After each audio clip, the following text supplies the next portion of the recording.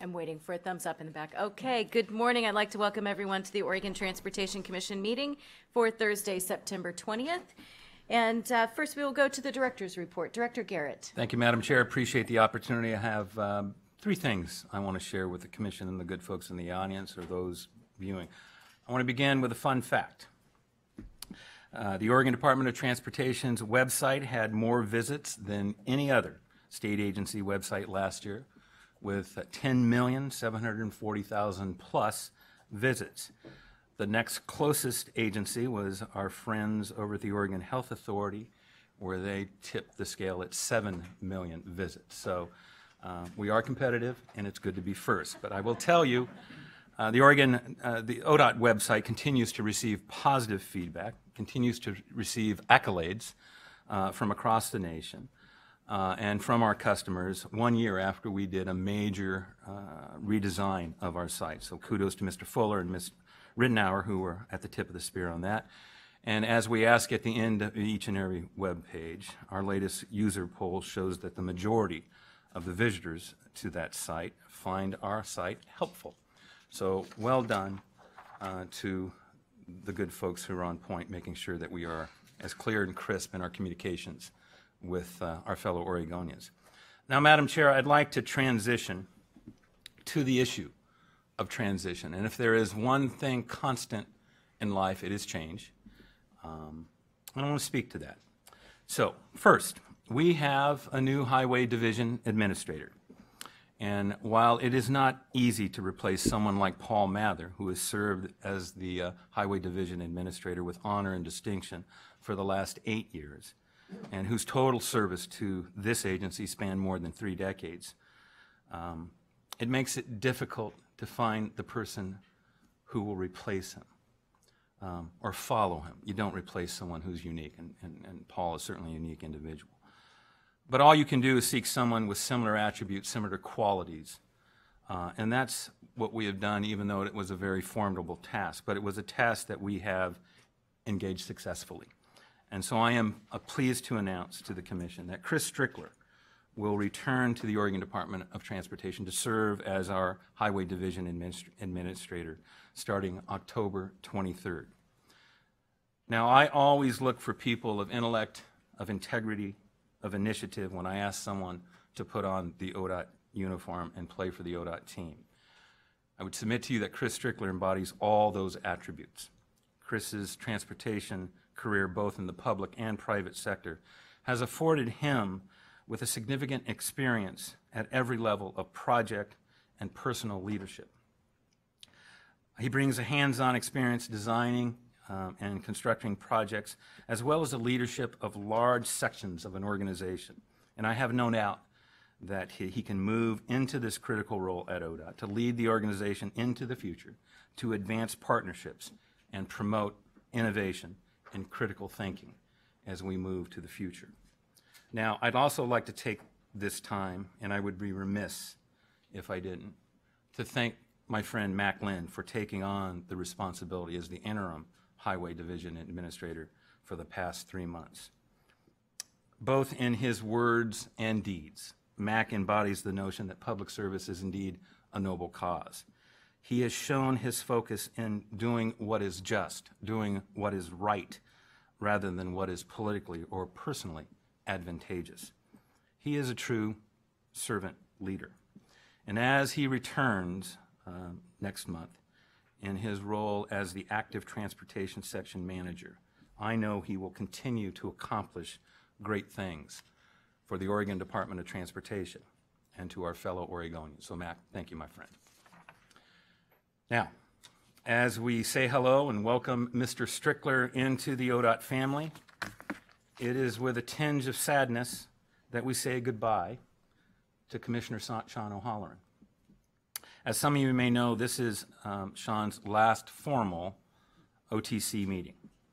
Given the demands of his career at Nike, his commitments to his family, his commitments to his community, as well as the responsibilities as the newest member of the Port of Portland Commission, Sean will stand down from the OTC next week.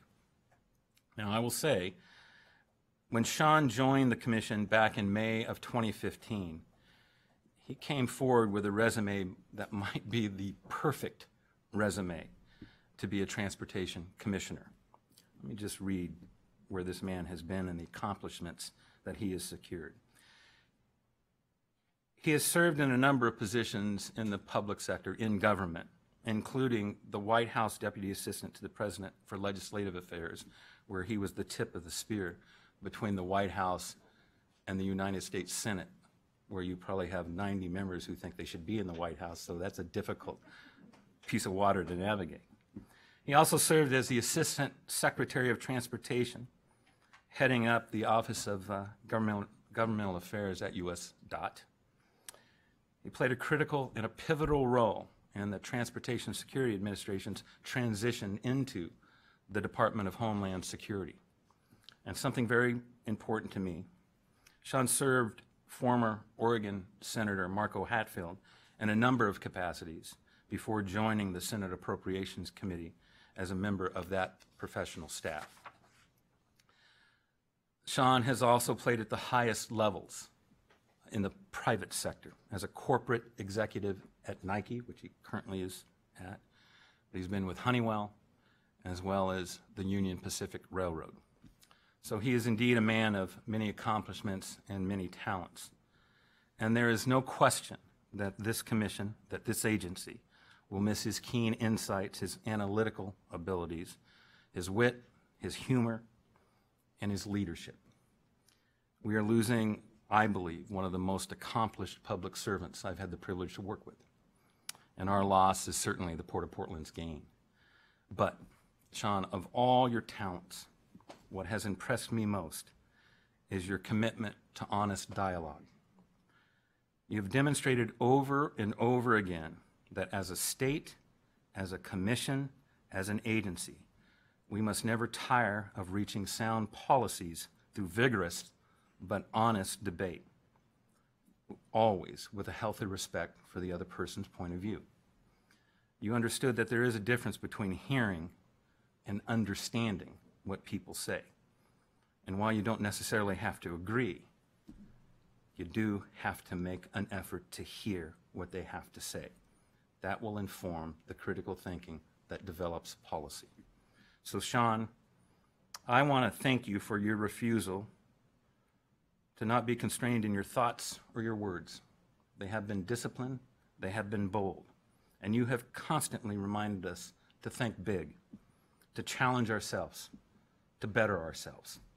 So, Sean, as you depart, do so with great confidence that you have served this agency, you have served this commission, you have served your fellow Oregonian with great energy, with great intellect, and with great honor.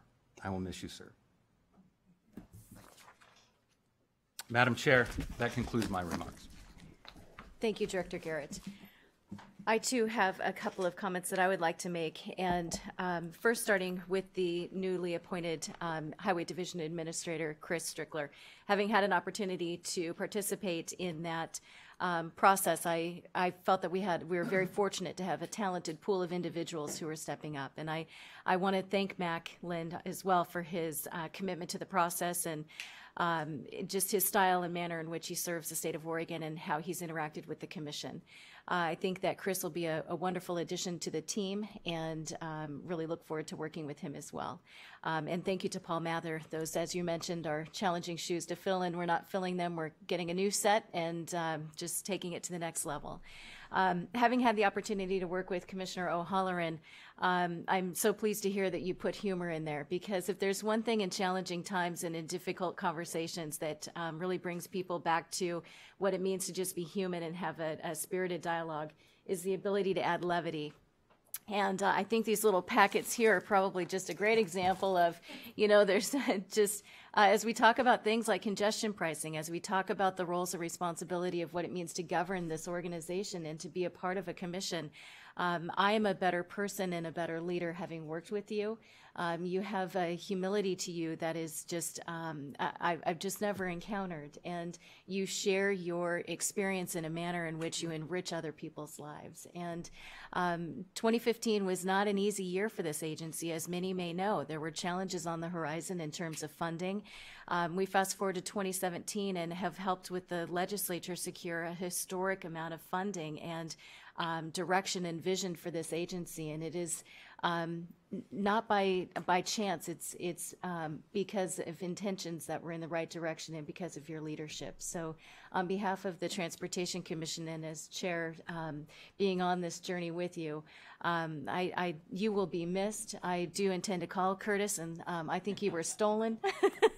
But we are better as a state and certainly as a commission because of your commitment to staying with us and your spirited, direct, yet just ability to add levity at times when we needed it. We do have a tradition, and I have a number of things in front of me today.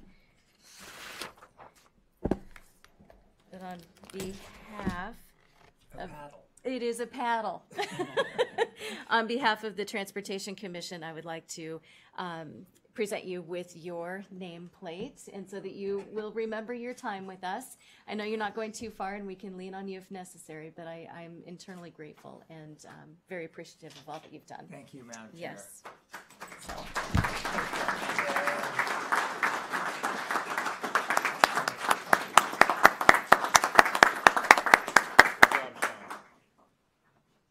You get to rebut? Oh, would you like to dispute anything that was stated? Please. I think it's a Sean. good thing. I'm sorry. oh. Other commission members may have something they'd like to add. Please, I'm sorry. You're going to have to rebut more. So I just want to briefly add that I've known Sean for a long time. First worked with him in the Senate, and he's been a friend of mine ever since. And throughout the entire time I've known him, I can say without any reservation that Sean has shown tremendous commitment to our state and to our country. And his experience and his independence and his collaborative skills, I think, are exceptional, and I've seen them play out in a lot of forums and a lot of environments, and both in the government and in his work in the private sector. When the governor's office asked me if I would consider joining this commission, of course, an early question was, well, who do I know on the commission, in the department, and elsewhere? And the person I knew the best was Sean O'Halloran. And I will just say to you that your presence on this commission was a factor, a significant factor in my joining it. So, you know, it's your fault. So you've been a great colleague and collaborator during our 10 months of overlap, and you'll be a great, I'm sure already are a great port commissioner, and the collaboration and collegiality are not over for me, and I'm sure everyone else here. So thank you.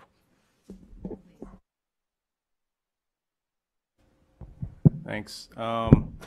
Yeah, so, Sean. Sean and I have definitely had a interesting experience with one another, and it probably started when he opted to throw me in the ring of fire around congestion pricing. And even though it caught me a little off guard, the one thing it actually did was it brought us closer together, because we had the opportunity to work very close and try to tackle probably, obviously, our state's most pressing and challenging needs, which is congestion in the metropolitan region. And I just want to say, I don't want to take up too much time, but I kind of feel like being the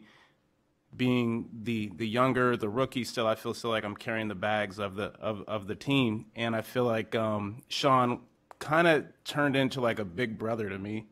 And it's kind of like seeing your big brother go to college or something, you know. So it's it's not like he's completely gone, but he's definitely going to be missed from this family. And even though you will be up in Portland where I am and working in a different capacity, but still around freight and transportation, I would assume we're still definitely going to work closely together and keep working in unison to figure out how we solve our state's transportation issues of today so that we can have more of a transformative transportation system for the future. So thank you for everything. I appreciate it. Well, now I know that you guys can all skip my funeral with those accolades. But I do want to say thank you, because it's Mr. Director and to all the men and women of the Oregon Department of Transportation. One, thank you for engaging me and for teaching me.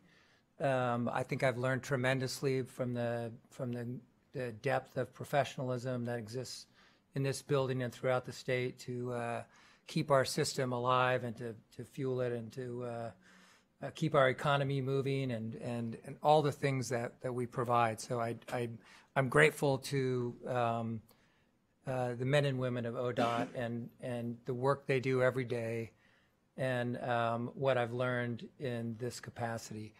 And I think different from other roles I've played, this is getting your hands dirty a little bit. This is what it takes to govern, right? To work with various stakeholders, with law enforcement, with the communities around the state. And it's really, I think this commission does something that others can't, is you work with so many different stakeholders, and it really gives you the opportunity to see and get to know people from everywhere, from all different places. And I think that in the time I've been here, we've gone from uncertainty to I think having a vision, and to taking the work that was done by the vision panels and actually trying to get our arms around it, look at the maintenance needs of the state, look at seismic, look at safety, look at transit, look at congestion, and to take these big issues and actually say, okay, what do we do about it? And to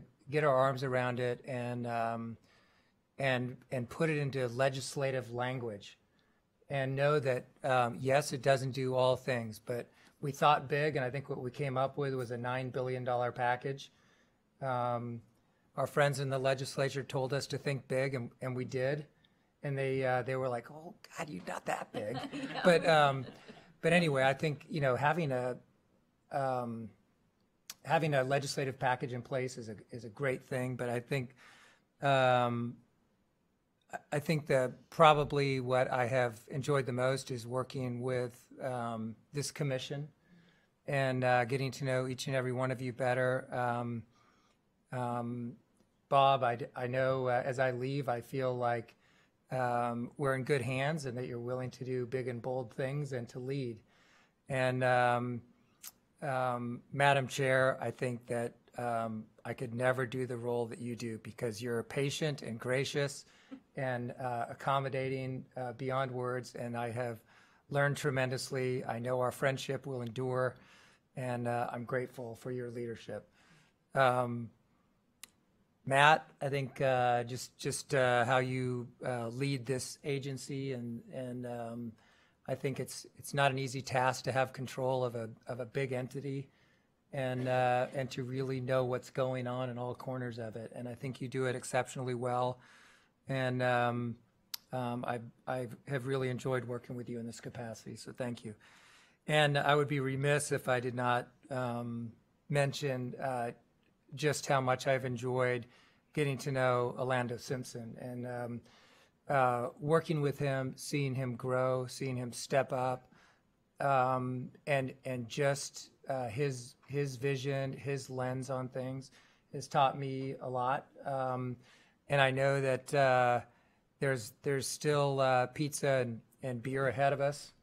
Of course, we'll be Ubering home, but I know that it's been really a highlight for me, Orlando, getting to work with you and looking at some of the issues in Portland. But I know that a lot of good work is done here serving the state, and we get to listen. And Madam Chair, don't protect the status quo, right? We need to continue evolving to be bold, to make changes where they need to be made, to lead and to address some of these tough issues. And anyway, I'm kind of done with my monologue, but I just want to say thank you to everyone, and it's been my honor. I'm grateful to the governor for her confidence in appointing me to this role, and to the Senate for not digging up everything and actually confirming me. But thank you for allowing me to do this role. And I look forward to a time when my life is different and has a little more time to commit, and to maybe someday come back when I really have the time to give this commission the attention and the energy that it deserves to be effective, because it's a great place and I think opportunity to do a lot of things. But thank you for your confidence and allowing me to do this. Okay, thank you. And with transitions, we also have opportunities today. So one last comment that I would like to make is that, having served as chair of the Oregon Transportation now for the last 3 years, within our statute is afforded the opportunity for the chair to appoint a vice chair. And for a variety of reasons, we have been just head down working diligently to not only secure House Bill 2017, but also to move forward in implementation. And we are at the time now where we are looking at our own succession planning. And for those of you that may or may not know, we serve at the will of the governor, but we also have 4-year terms, and of which you can serve 2 of those. I happen to be in year 7. So as we look at a horizon, we need to make sure that we are doing our part to make sure that we have continuity. And I will submit that the commission that I work with, there isn't one of us that cannot take the gavel and run this.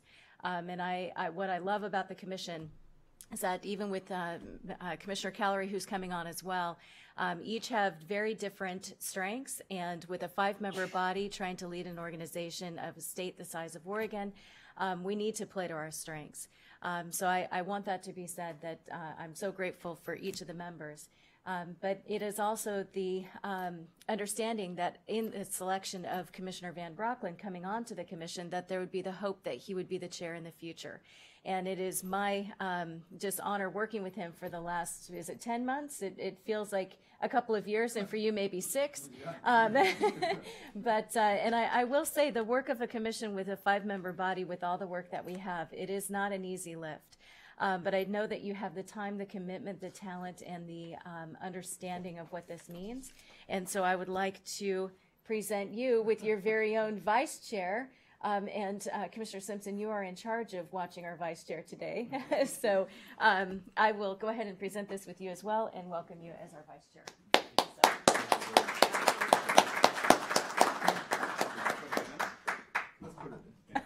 There we are.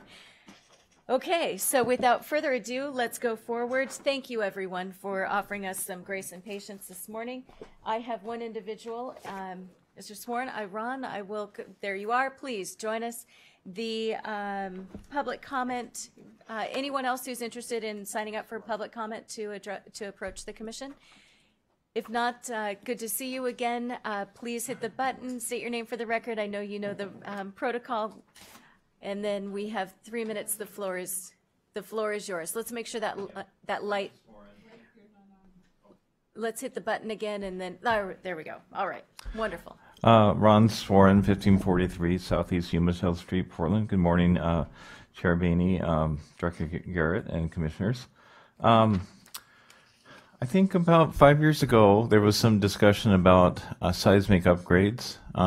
We talked at an Oregon Live event, and there was discussion of $5 billion maybe being necessary for that. But now I see the latest reports from what I've gathered, they're setting about $1.5 billion instead on that. And I have a letter here from Director Garrett saying, key components of the proposed seismic resilience triads strategy include seismic triads approach for critical highway lifeline routes in the Rogue Valley, location and composition of new coastal maintenance facilities and forward supplies, and coordination with local jurisdictions regarding key transportation facilities in Western Oregon, that need to be addressed in the short term. So that's very good. That's a very good pinpointing of possibilities and finding cost-effective ways to deal with those. I had mentioned, I think when back then, that a rapid response strategy probably would be one of the best things, because I was alive when the '64 quake happened. Later, a number of years later, a friend of mine that lived up there showed me what happened, and you couldn't predict how the ground would move in a Richter 9 quake. So even if you build the best structures, there's no really 100% guarantee that those are going to survive. So sometimes the best thing is just maybe to wait and see what happens, but be ready to respond right away, and fix the ones that are obviously deficient and so forth. But that brings us to, I'm calling it kind of a hysteria. Oregon has developed some hysterias. One has been around this Cascadian quake. I think the greenhouse gases, I watched the banned-in video OTC and saw a couple of people talking. I have some different thoughts about that. Not enough time right now to talk about it. But I think there's kind of some overreaching that's happening there too. But the big thing in Portland, we're concerned about the I-5 bridge needs, interstate transportation needs. And I think talking about replacing that is another type of overreach. As I say, from the science that we have, I handed out this latest U of O study where I tabbed the 6th page, which shows where they think the worst risk is in the magma movement, I guess. That's where we need to be concerned about. So there's ways of bringing those projects down in cost, bringing that whole scenario down in cost so it's not running into multiple billions of dollars. And I'm watching Rich Vial, representative and Washington County Planning Commissioner, trying to move forward with this Northern Connector proposal. Some of his ideas originally were way out there, very expensive, but we're kind of getting those downsized into something that's affordable. So that's the good news there, is that we can kind of control the hysteria on some things, but make things more affordable and practical for the people. So I appreciate this opportunity to speak to you. I appreciate your continued commitment to this particular subject. It is something that many people, when they think about a Department of Transportation, sorry, I can't get it out this morning, don't often think about emergency preparedness planning and making sure that our system is prepared for something as catastrophic as a Cascadian, making sure that we're doing what we can to not just lead with fear. Obviously, we need to lead with good policy and lead with investments that meet that need. So thank you so much for always bringing forward great ideas. Are you submitting new information today, or is it the information that you've submitted in the past? Well, one thing was this U of O Okay. report, Wonderful. but the other thing was the executive summary from the Washington County 2017 Transportation Future Study, and I put a little tab where it's talking about the Northern Connector. Okay. And that is really the easiest solution we can have for interstate transportation. Okay. And needs to be given some more discussion. Great. So, thanks. Thank you. Would anyone else like to approach the commission? Okay, so we will move on to item C. So we have an update on the Oregon Department of Transportation's Highway Safety Program. Gentlemen, good to see you both. Mr. Casals, I'll turn it over to you. Good morning, Madam Chair, Vice Chair Van Brocklin. Get a chance to use that for the first time. Commissioners, my name is Troy Costalis. I'm the Administrator of the Safety Division for the Oregon Department of Transportation, and my pleasure to introduce Superintendent Hampton. I'm going to hit the button there. The big part.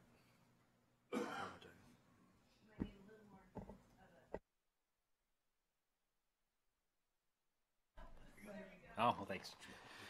Thank you very much. Good morning, Madam Chair, members of the commission. My name is Travis Hampton, Superintendent of State Police. And before Troy begins, I do want to vouch for Chair Boehne's recommendation for cuisine and John Day after hours. I've eaten at Chester's Market many times, and their JoJo's are exquisite. So just don't ask if they're made the same day. Well, good morning. Thank you for the opportunity to present to you an update on the safety program and in partnership with Superintendent Hampton. 2 years ago, the Commission adopted the Strategic Highway Safety Plan for the state of Oregon that laid out the framework looking 20 years out, but also setting some expectations for the next 5 years in relationship to highway safety. What are the priority areas and programs we need to be thinking about amongst the 4 E's of highway safety: the engineering side, the enforcement side, emergency medical services, and education. And what happens every year, and we just did this in May with the Commission, is brought forward then for ODOT our safety plan that then turns these policy type items into action. And what are we putting on the ground? What are we committing to saying that we're funding moving forward to the next year? And we came forward to you in May for approval and then submitted this document to the U.S. Department of Transportation for their approval, which we did secure in mid-August, their approval of our highway safety plan. And with that approval came various funding sources to ODOT to be able to do highway safety. And I would say for the first time, due to the work that was done by the Distracted Driving Task Force in the 2017 legislature and led by Director Garrett, multifaceted group that came together, the distracted driving law in Oregon changed in 2017. That became part of our application this last year to National Highway Traffic Safety Administration in the area of distracted driving. And when in mid-August, when we received our approval letter, we also, for the first time, were recognized as a comprehensive distracted driving law state within the country. And with that came a brand new source of funds to address the issue of distracted driving of $1.2 million. So our office is very quickly putting together the programs that we need to work on, and a lot of that is relying on our law enforcement partners, such as the Oregon State Police, but also outreach and education. We're talking about programs that will be going into middle schools and high schools, but also something that would reach to the most often offender of distracted driving, which is adults, more so than it is teens. And so we're looking at different approaches and being able to use those funds. And it is a grant program that we actually will see annually, as long as it is appropriated by Congress under the Federal Transportation Act. So it's letting you know that those are one of the things within our program portfolio that we are adjusting, because we went into the year thinking we would have about $300,000. And that's a big difference between $300,000 and $1.2 million. It gives us a lot of opportunity to think outside of the status quo. What are some things that we might be able to do differently? And right now at the beginning, some foundational work that we might do with courts and law enforcement and our community partners. Unfortunately, with all of that work, and with every month, the Oregon Transportation Safety Committee looking at how can we continue to make this real and make a difference on the roads and streets of Oregon, our fatality picture within the state is not doing so well this year. And as of the report as of yesterday, we're up almost 16% in traffic fatalities in 2018 compared to 2017. And that's unfortunate because we were on a decade of declining numbers in relationship to fatalities and serious injuries in the state. And in 2015 and 16, that reversed itself, very dramatically reversed itself. And we thought last year that we started to make inroads because the numbers came back down. And we were hoping that they had turned a corner and we could lean into that in order to go back on that trend of downward towards our vision of zero by 2035 as the policy plan outlines. However, this year has not been so. And unfortunately, we've seen many multi-fatal crashes all across the state. And the situations there, many of them are involving speed. We believe many are involving distraction, and that's a very difficult thing to pin down just because of the evidence around a distracted driving scene is all based on what's in the phone and whether law enforcement, in many cases, it's a search warrant related to be able to get into this information. But we know that with our continued efforts along all 4 of our E's, that we can make a change, and the 5-member Traffic Safety Committee every month takes this program under wing and aggressively talks about how can we do some things different. And we know at every single turn, we have the ability to reach across and talk to Superintendent and his staff, the Oregon State Police, and they are there with us no matter what the topic area is. If it's distraction, if it's work zone, if it's related to impaired driving, drug recognition, ignition interlocks, every single time that we have something that pops up for us, Oregon State Police is right there with us. Even with the situation that they're in, that the superintendent will address, we know we can rely on them as our #1 partner for the state of Oregon in order to make a difference in highway safety.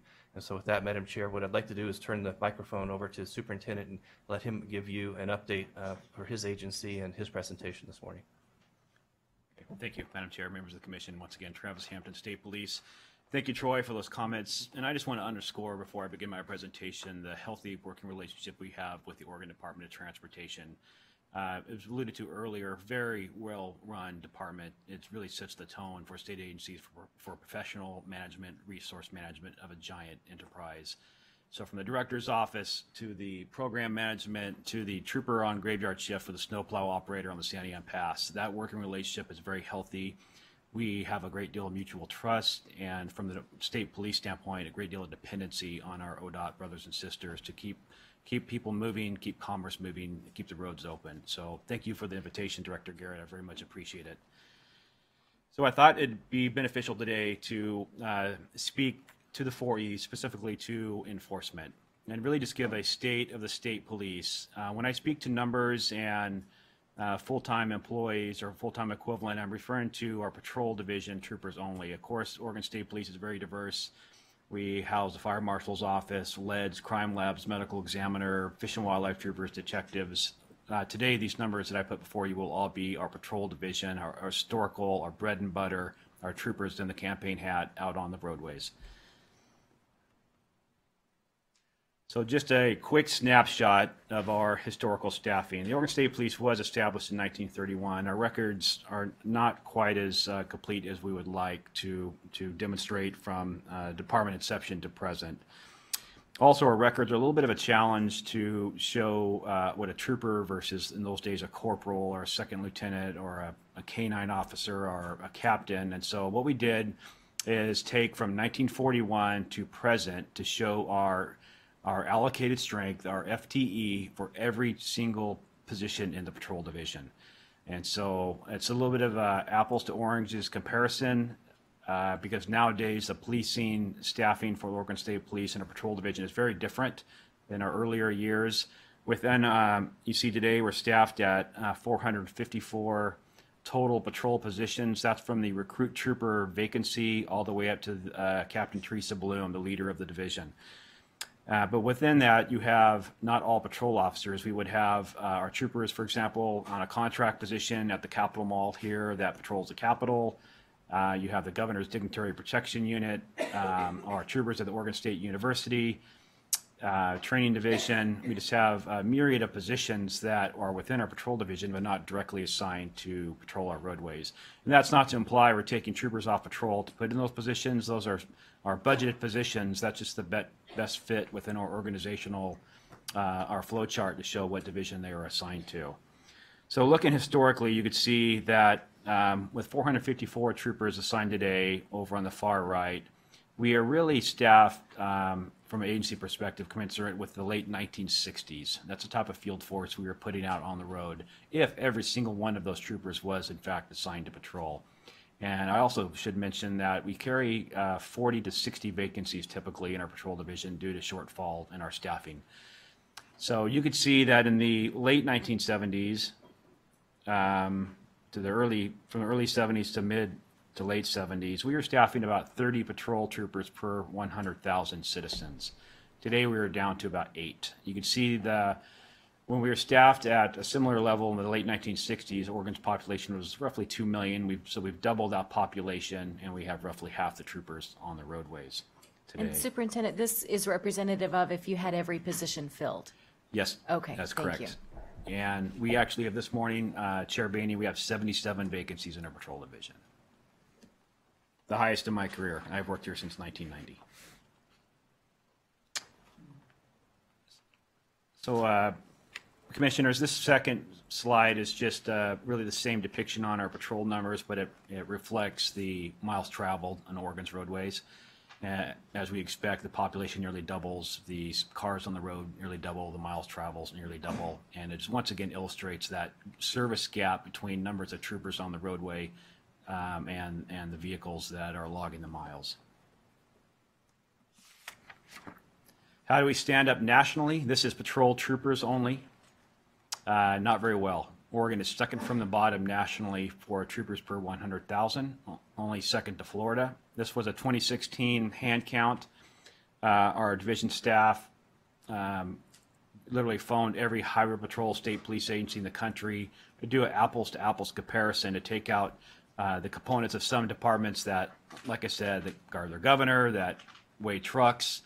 These are troopers on patrol on the roadways in these states. Hawaii, of course, does not have a highway patrol or state police, so there's 49 agencies depicted in this graphic, and we came out second from the bottom. If we were to look at a similar size state for population, that's when we highlighted Oklahoma. Up there at number 15, you can see the number of troopers, nearly 21 per 100,000 employed by the state of Oklahoma. What does that mean for your communities?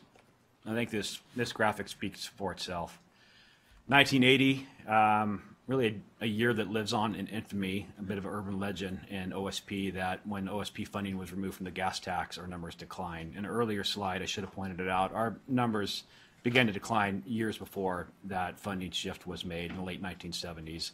But we've been using this 1980 graph and updating it for legislative testimony, hearings similar to this, just to educate the public when they call us and say, why are there no cops on the roadway? This is the reason why, because they simply are not there. If you were to look at the offices in red, those are offices through attrition that we simply closed. We've abandoned those communities. You look to Arlington, a spot that used to have 12 troopers when the state's population was half what it is today. Now it's covered by 1 or 2 troopers on duty in the Dalles, one probably in Hermiston, that would have to patrol in those southern counties. And these are counties that don't have a lot of sheriff deputies, oftentimes no local law enforcement. So we are the police. That's one of our hallmark mission assignments, is to support rural communities. And we've unfortunately abandoned a lot of those through attrition. It just makes no sense to us if you're down to 1 or 2 troopers left in an office to pay rent in an empty building. So we would allocate that strength to a neighboring office and try to cover as many hours of the day and keep our employees safe. The number on the left indicates our 1980 staffing. The number on the right are the troopers and sergeants at that location today. And offices that may have changed names. For example, the old Beaverton office. If you drive up Highway 217, you can still see the old OSP take the exit here, kind of the shadow on there. Our Washington County office now is at North Plains, and so you'd have a Beaverton office that had 32 troopers in 1980, have 6 today. With our vacancies, it's really 2 or 3. That's our Washington County. That's the Coast Range, Highway 26, Highway 217. That's our patrol strength in Washington County. That's why you won't see Beaverton reflected as a closed office, because it essentially changed names. When I was assigned as station commander at Portland in 2000, I ran a Portland metropolitan area operations for many years before I transferred to Bend in 2004. I had 55 troopers at my disposal for those counties of operation. That's for 3 interstates and a dozen highways. And now you see with 30 troopers assigned to Portland, with our vacancies, it's closer to 20. And some people might say, great, we have 20 troopers on the road. No, that's 3 shifts a day, 7 days a week. So we're putting out 3 or 4. That's earlier in my career, we had to have 3 or 4 troopers between Wilsonville and Carmen, one direction on Interstate 5. And so you look at these numbers before I-205 was even a road. And you can imagine if you're a state trooper working that metropolitan area or any area of the state, quite frankly, that you're patrolling from Donald Aurora, the city limits of Portland, to Cascade Locks, to Sandy, and you're doing it with 1, 2, or 3 people sometimes. And that, I give you dramatic examples of shootouts or when our employees are in danger, but just try to work a traffic crash by yourself. Try to close Highway 26 in the winter with a drunk driver, with an injured person. You're doing it all by yourself.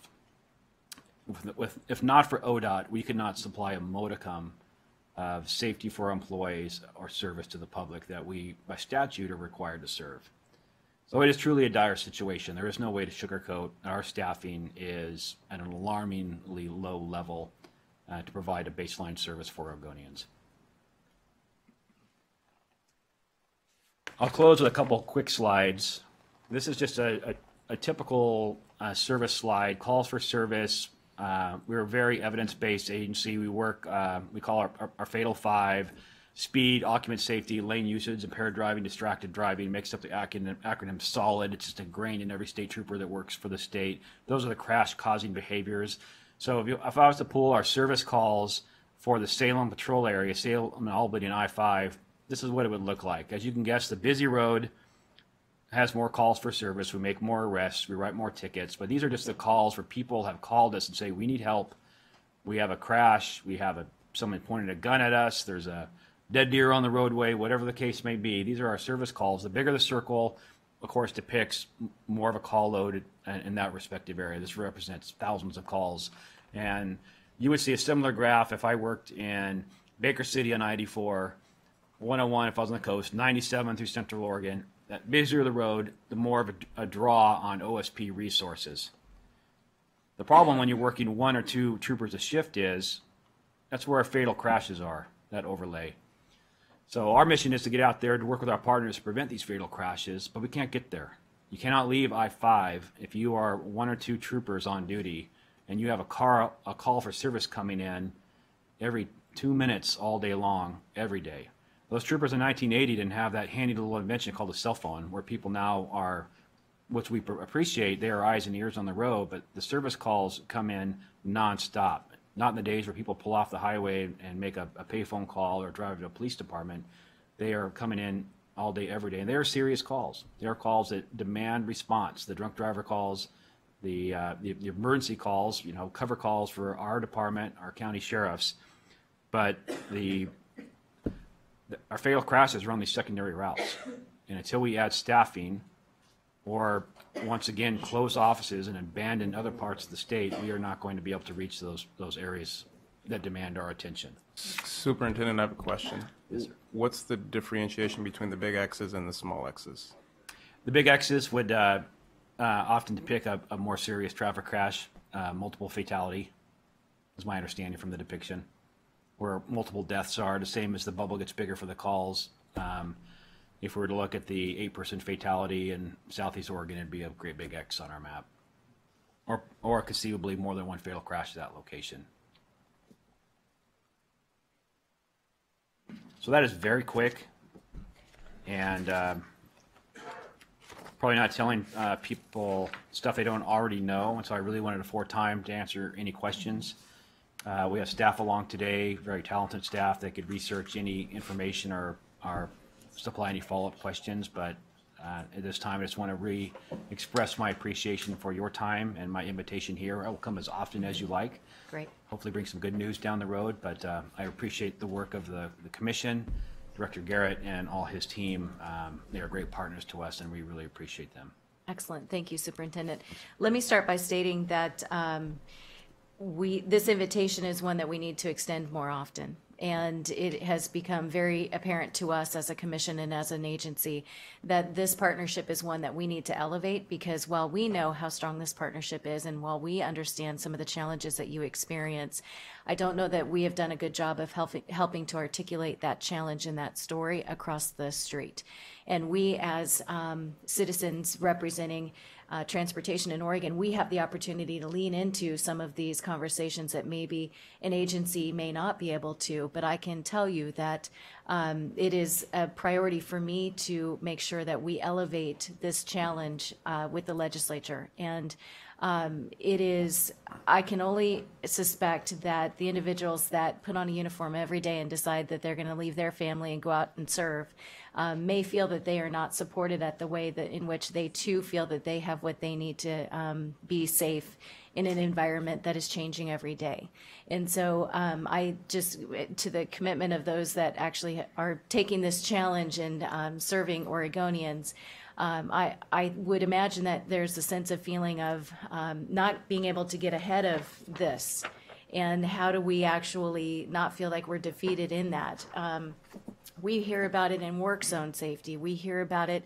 Last night, I traveled 22 often, and last night had the opportunity to call for services. Young woman, 20, hit a rock. Part of her car is in the middle of the road right by Niagara on the corner.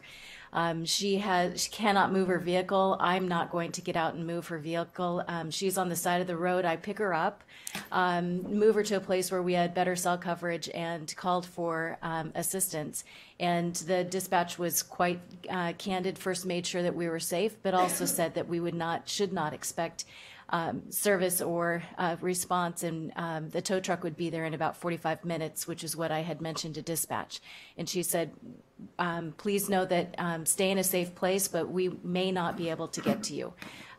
If someone had come around that corner and hit that vehicle, my point of saying it is, I don't know that those that are in the more populated areas of Oregon truly can comprehend or even fathom that there wouldn't be response, because we see response all the time. But in the outlying areas of, more populated parts of our state, there just isn't that response. And so I think you're doing an incredible job with the resources that you have today. And that's my soapbox for kicking it off for our discussion. And thank you so much for making the commitment of not only the time that you invest in all of our work that we do in safety and planning and et cetera, but the boots on the ground for every one of those opportunities where we interact in a good and maybe an unfortunate situation, but for your time here today to help us know how we can support you and what this commission can do to make sure that this is elevated in Oregon. Thank you, Madam Chair. I very much appreciate your comments. Yes. So please. So I just echo that. This is deeply, deeply concerning, and I think calls for elevated action by a coalition of interests to try and underscore the critical nature of the deficit here in coverage and the need for additional resources, substantial additional resources. So I think the chair is right on the mark on this. I'm unfamiliar with all of the debate and complexities of prior decisions about budgeting, but it's hard to imagine this is, anyone would view this as adequate. I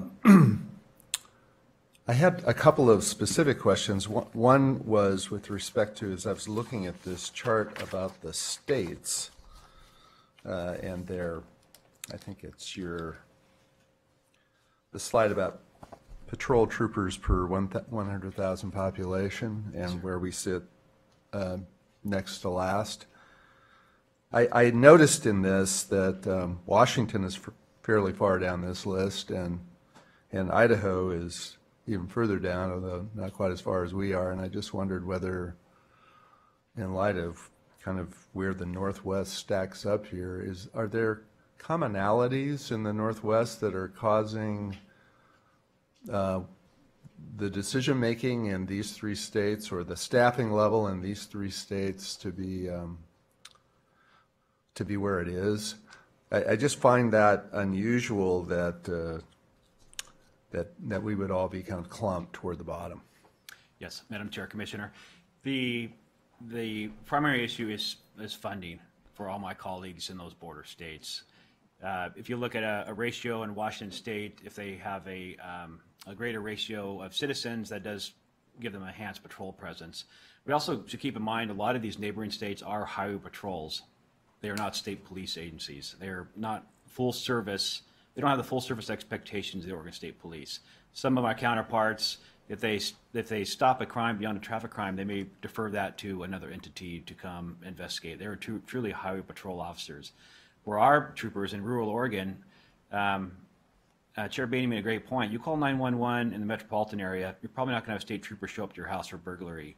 You get to Northeast Oregon, Southeast Oregon, that could be a Fish and Wildlife, a game warden for OSP, a patrol trooper. They are truly full-service police officers in their community. As it's nature of the beast, as populations grow in state, urban areas grow together, there is less of a need for our 70s ratio of state troopers. We don't suggest that at all. But that is not atypical in Washington State, where you have these urban areas that grow together, less of a need for the highway patrol or the state police type entities. But if you talk to the chief of Washington State Police, the colonel at Idaho or Nevada, it is funding challenges. And it's now funding challenges and our ability to recruit people that want to be police officers any longer. And so it's a host, but funding is generally the underlying issue. So I'm going to stop with this comment, but I would just encourage you to get to us and other interested entities that are involved in state budgeting. Your argument and your budgetary submissions at a point where we can get up to speed about what you're arguing and try and collaborate with you on this. Thank you, Commissioner. Yeah, I had a couple. First was for that report that Commissioner Brockman was just highlighting. Do you think that we could compile some sort of report for those other states and what their fatality rates are? Because I just want to compare, given where we're at based on our staffing capacity, I just want to compare that to where the other states stand with their staffing capacities versus their fatality rates due to traffic accidents. And then and another important piece related to this is obviously resource driven, and I'm curious about whether or not if when we do encounter savings or additional proceeds or anything that comes to financial benefit to the organization as a result to efficiencies, how do we get to a place where we can utilize those dollars to invest them in the more safety enhancements? Because if I have to decide whether or not if we need to shift resources from a project to another project as opposed to saving lives, I'm going to go with saving lives. And so I'm just curious as where our authority or where we can be creative in that capacity. And then lastly, for those types of safety enhancements, I think I brought this up a few years ago because I was curious as to whether or not, I mean, people react to what they're conditioned to know. If I'm driving down a highway and I see photo enforcement, radar, cameras that are on a post, you know, it obviously makes you believe someone's watching, something's watching. But then also, in some capacity, you know, with indicators, they'll say, you know, your speeds are this and this is what it's posted at, and then there's the yellow flashes. Well, I'm curious as to, and I don't know how this intercorrelates with law enforcement, but if those lights could be red and blue. Because I think it puts a whole different level of context in people's minds when they see those and they see those lights. It just automatically means slow down or you're going to get a ticket, you know. And so I'm just curious about different creative ways in which we can utilize resources to try to minimize some of these staggering data points on where we're at and essentially how we've gone backwards 17% as it sounds from 2017 to where we are today, to figure out ways to try to move forward on minimizing our fatality impacts. That's a good point, Commissioner. I know it's not directed at me necessarily, but I just want to assure you that those conversations go on daily between our agencies on how can we employ things instead of people, our methods to improve. The red and blue light issue, that very issue of the blue light, work zones now have the authority or the ability, I guess they have for some time, but they're now employing it. That's something in the past that law enforcement would historically resist, but it's something we embrace because our colleagues think it's a good idea. They're the experts in safety in these work zones, and if it takes a light to slow people down, then we're all for it. And so those conversations go on rather routinely. We leverage technology quite a bit in our own agency, and I know our partners at ODOT do also, but at all levels of our agencies, we brainstorm and look for cheaper or alternative ways that we haven't employed in the past. And so it would be interesting to understand, at least as I'm looking for data on those other states, to look at our broad state network and see over the past, let's just say 20 years, let's just say where the most common areas are for fatalities and crashes, and look at what our investment structure would be to try to implement more of those types of cameras or other types of innovative ways where we can try to slow people down or have more preventative options. Superintendent, thank you very much, and a sincere thank you to the men and women who are putting their lives on the line every day to help enforce the laws. And I think we on this commission and working with the legislature can pass all kinds of laws, but without the enforcement, they really are a paper tiger. They have no teeth and no ability to change behavior to make the roads safer. And I think that we struggle about how we can take various actions on this commission to make our roads safer, but I don't think there's any question that safety is enhanced with additional patrol and with increased enforcement of the laws that are in place.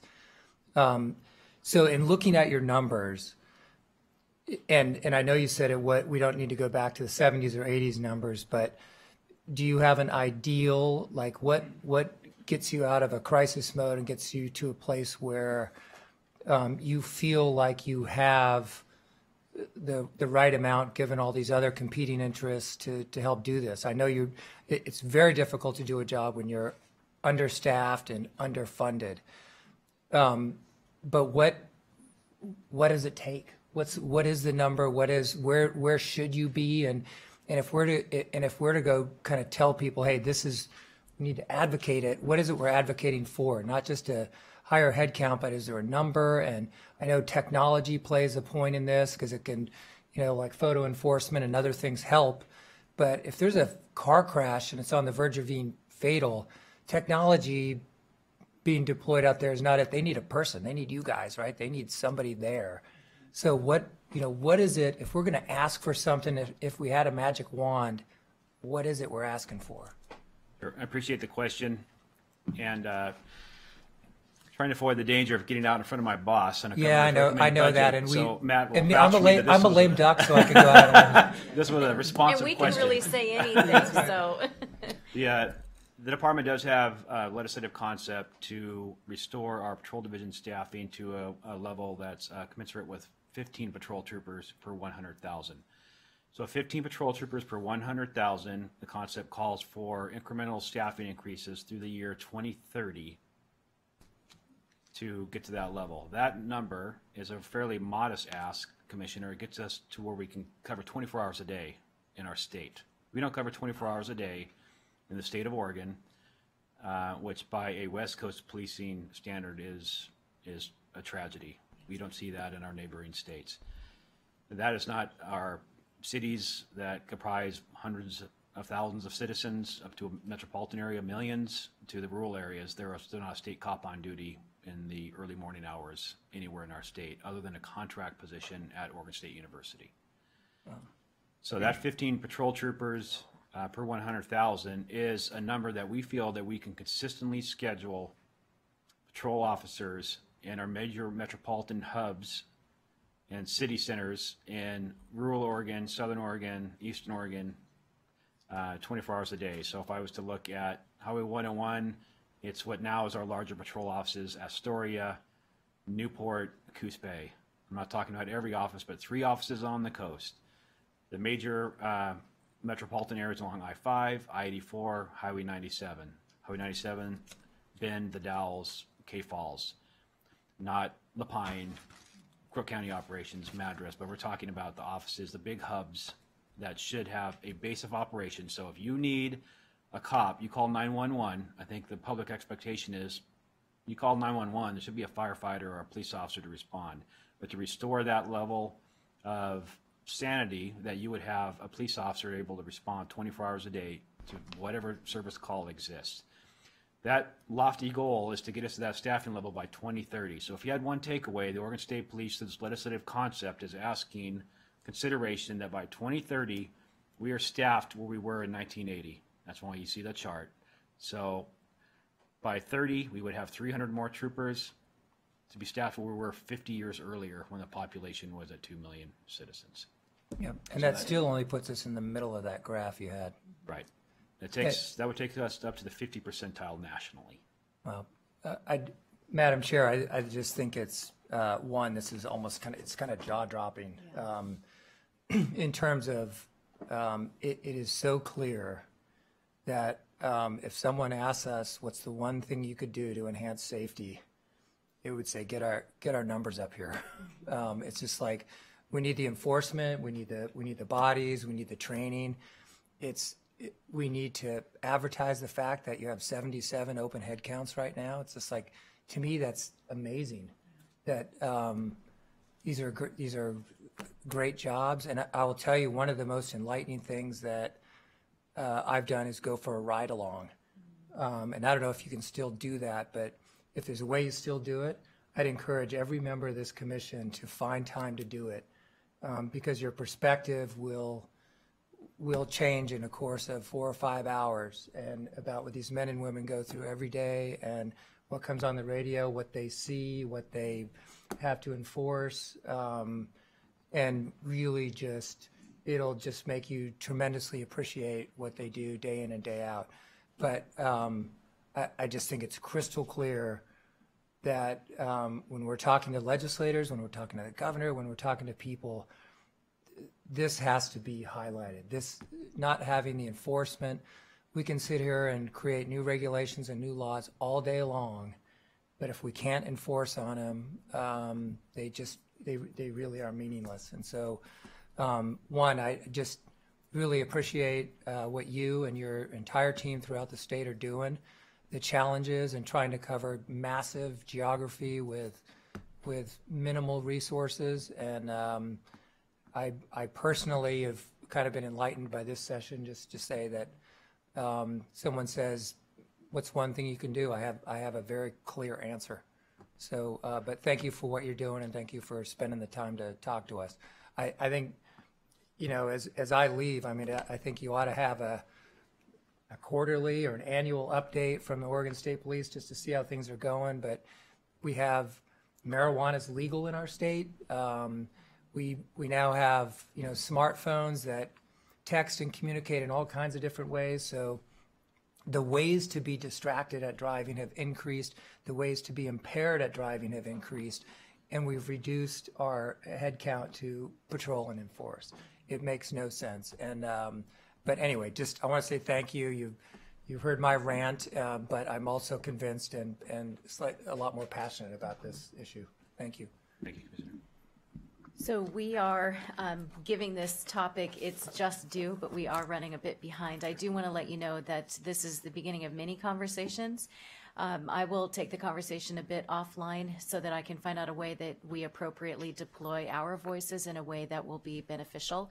And I do understand the challenges and complexities of agency versus a commission. So Director Garrett, I'll look for what that looks like for us. But I think we have other partners. We have our, those construction companies and folks that have, there just are many. This tide is pushing in a direction of we have to do better and we need to do more. And so I think you'll be encouraged by the amount of support and stories of the importance of getting some funding in this direction. So Sure. You bet. Appreciate it. Thank you for making very time, much. and thank you again for your team and all that they do. Thank you. All right. Now, we may be abbreviating a couple of the presentations. This one I will not be asking you to abbreviate, though. We have an opportunity to have a discussion and an update on the Task Force on Autonomous Vehicles. And I also want to welcome Past Commissioner Dave Lohman, and we do have an open seat up here. If you feel that you'd like to have that perspective back, you are welcome to join us. Mr. Callery, I'm sure, would be thrilled to see you there, but please do know that you're welcome. Wonderful to see you again. So, and Jenna, shall I turn it to you? And Lieutenant, wonderful to see you. Thank you so much, and I apologize that we're running over. I'm sure you may have a comment or two of the previous discussion as well, and certainly a critical need within our communities. So. Thank you for your time and patience with us this morning. So I'll turn the floor over to you.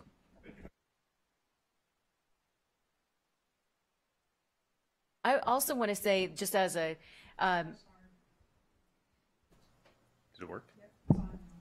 Leading a committee of 31, my hat is off to you. Well done. I read the report, and I'm thrilled that you're here today. So kudos on leading that team. You've done a fabulous job, and thank you for taking that on as well. I appreciate the kind words. So for the record, my name is Tim Tannenbaum. I'm a patrol lieutenant with the Washington County Sheriff's Office, and I also oversee our crash team, our fatal crash team, crash analysis reconstruction team, our traffic safety unit, as well as East operations for Washington County Patrol Division. Hearing what the superintendent had to say, I can echo that safety is a primary concern of mine, and that this AV technology promises to provide safer roadways. And the prevailing thought process is that computers will be better drivers than humans, and we know that upwards of 98% of all fatal crashes, all crashes, are human factor caused. So it's a person making a decision and crashing a car. So the idea is that this technology will eliminate some, if not all, of that. So it's interesting following the superintendent and Troy in this presentations. Is there a clicker? You have it. I'll do it, yeah. So House Bill 4063, as you're aware, created ODOT as the lead agency for autonomous vehicle legislation and or policy. And it also created a task force on autonomous vehicles to recommend, to deliver recommendations to ODOT on policies and to consider legislation. Began in April with a kickoff meeting to adopt protocol and elect a chair. I was elected as the chair, and I think it was because of the safety background that I had. I'll talk a little bit more about that in just a second. But April to the due date of this, the report was about 12 weeks. We had about 12 weeks to operate through the summer, which was certainly a challenge.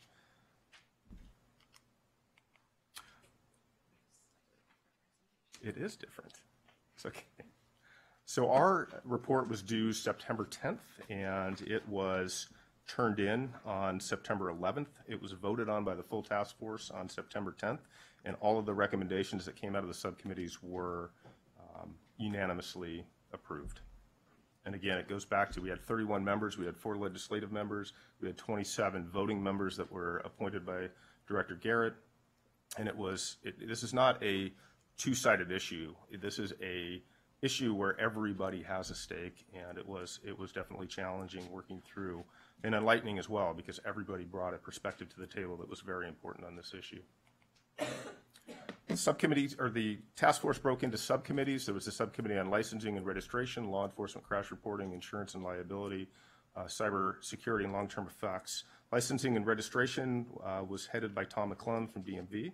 Law enforcement, crash reporting by Captain Teresa Bloom from Oregon State Police. Insurance and liability was headed by Rick Blackwell from DCBS. And cyber security and long-term planning was Cheryl Hemster from DOJ. Again, our overarching goal in this task force was safety, and everything that we did had to touch back to safety. There were a lot of goals that we had, including preventing crashes, establishing parameters for safe testing and deployment, ensuring safety for all road users, especially the vulnerable road users such as pedestrians, bicyclists, and motorcyclists. And we learned through public comment in this process that these groups were very interested in the work that was being done. We also wanted to establish consistent regulations across jurisdictions and facilitate interoperability with the states, because other states are looking at this technology, and we need to be able to have that interoperability. We wanted to promote social equity, and something that really came out of this that I was surprised by was the social justice piece of this, because this is going to affect people in different ways, and it was very, very important to look at that. We also focused on consumer protection, and then building on existing processes instead of trying to recreate the wheel. I think it's really easy to look at autonomous vehicle technology and say it's this brand new technology that's coming in, we need to redesign everything, and I don't think that's true. I think we can look at the existing framework that we have and build from there, which is what the subcommittees really tried to do. That is very different than what I have. Can I steal yours? Yeah. Perfect. So the subcommittee on licensing and registration, I'm probably just going to wing this, really focused on a testing process and what that testing process is going to look and what pieces needed to be present to have a successful statewide test. And some of those things were manufacturers making sure that they provided documentation that their vehicles were safe to operate in a testing framework.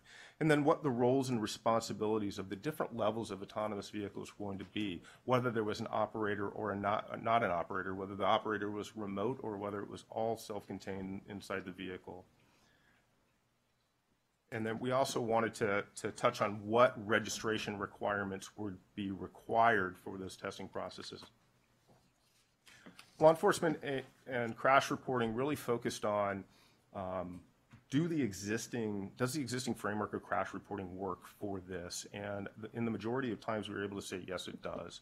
What law enforcement has already will work in investigating crashes that occur, even if it's an autonomous vehicle.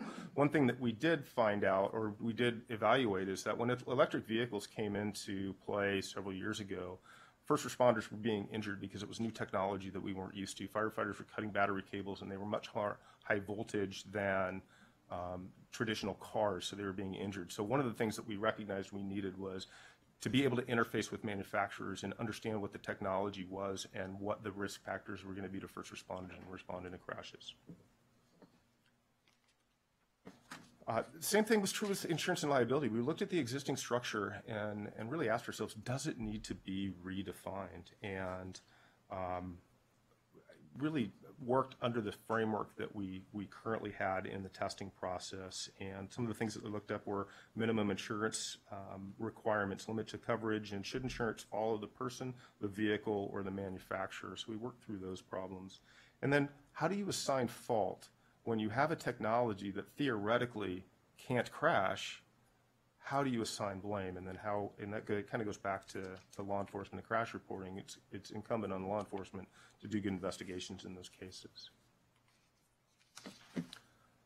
Cybersecurity is a challenging topic. I think everybody who has a personal computer understands that every day somebody's trying to get to your information or somebody's information on the internet. And the same is true of your vehicles. If they can get into your personal computer, the thought is they can probably get into your car or smart intersections as those start to arrive. So we really needed to look at industry standards and make sure that manufacturers were going to follow proven standards and best practices and make those recommendations moving forward. And one of the things that came out of this subcommittee is that this was cybersecurity and long-term effects or long-term policy. There was long-term policy. We don't even have an idea of when or how or what this technology really looks like. We have ideas and we have some really good models to look at, but this long-term policy discussion is really going to be a long-term policy discussion. So 12 weeks was really not enough to get through a lot of the topics that came up. So what we ended up doing in a lot of cases was making recommendations for moving forward. What we really created in this 12 weeks was requirements for an AV testing program and also really laying the foundations for the basic footprint of what AV technology and legislation will look like moving forward. These are some of the requirements that were made in the task force. Obviously, safety requirement certifications from manufacturers, proof of insurance was something that was super important. And then again, I just talked about the certification that the vehicle meets cybersecurity standards. Other additional recommendations, driver's license. If we have an operator in the vehicle, we discussed they will need to have an Oregon driver's license, or at least a driver's license from a state that has comparable laws. And so we talked about that and how and what that looked like. Talked about the crash reporting, made recommendations on that and the safety standards. Data privacy, and that was a real big issue, the data privacy of how is that data going to be shared? How can we convince manufacturers to give us access to data that will help us plan transportation projects, help us assess the effectiveness of this project and still maintain the privacy that they need to maintain, and then the individual's privacy who are the people who are operating the vehicles. As I said before, 12 weeks was not enough, and I think that was felt by all of the task force. The task force unanimously voted to continue this work into the next year and moving forward. I don't have a date. I know that we can submit a report in 2019. I know that that date has been looked at and evaluated for whether that's a realistic time frame, but some of the recommendations that we made moving forward was continue to look at insurance requirements and liability for deployment stage. That was one of the big topics, was what does deployment look like? When can we get to deployment? And it almost created a false sense of imminency. What we really decided, though, is that we really needed to deal with the footprint and the testing and then move forward because we didn't have enough time to get everything done, and we wanted to get it right.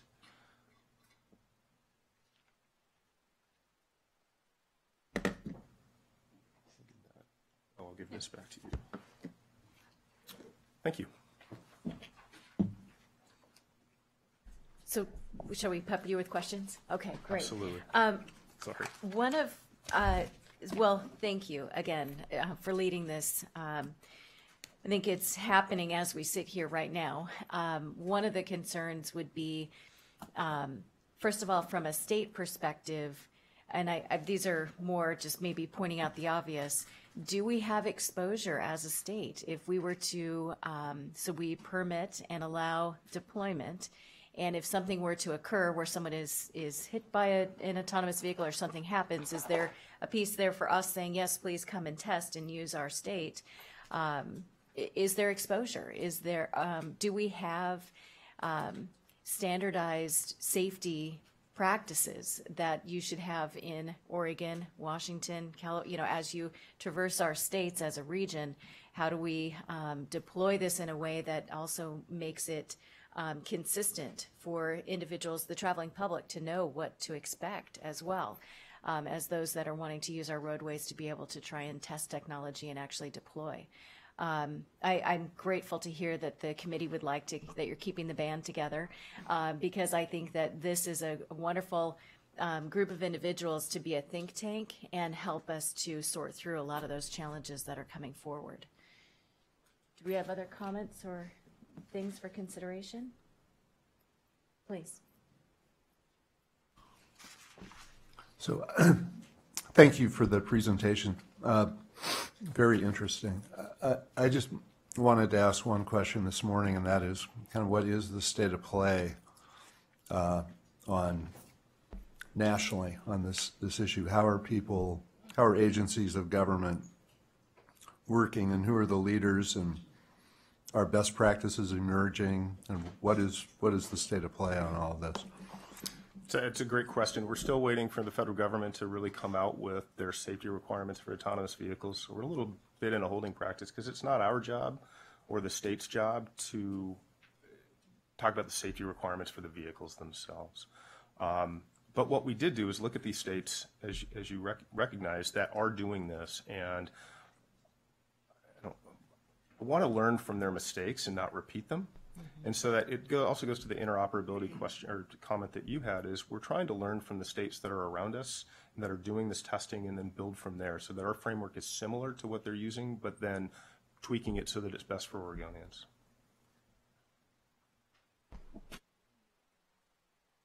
Sorry. Time.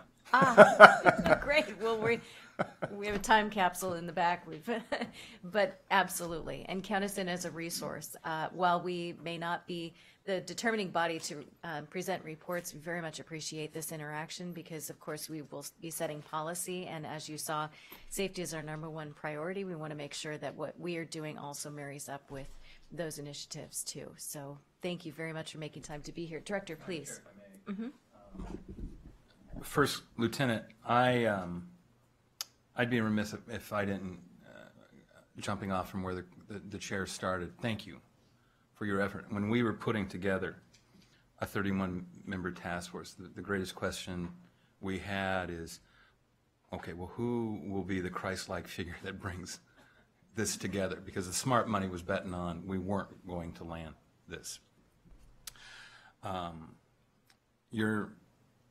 Your leadership, your vision, I think the skill sets that you bring to the table, I can't overstate how appreciative I am. And as we talk about the next chapter, I know there are a lot of demands in Washington County, but I hope the sheriff understands that I'd like you to continue to wear the uniform, just a precursor of things to come. Now, that said, a lot of folks will have a lot of discussions on that, and this is going to sound like an odd question. But there is another chapter that will be written, right? There's a foundation you laid. We continue to move forward on this. Even with a 27-member voting committee, as we evolve, are we thinking about a new composition of skill set, complementing the folks that we have around the table? Did we have everybody we need? Do we have everybody we need as we move forward? I think that's something that I certainly will be engaged with Jenna and her professionals as we move forward here. Because there is going to be a little bit of a change from where we were to where we're going here. And I want to make sure to complement, to validate where the chair puts us.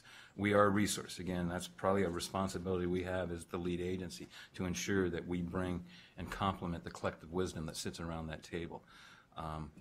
If there is a deficit, let us know, and we will do our very best to make sure that we surround you with the best and the brightest to inform what is a very nuanced and complex project. So thank you both for your leadership, and more to come. Next, we will be abbreviating just a little bit, and probably for those that are hoping that we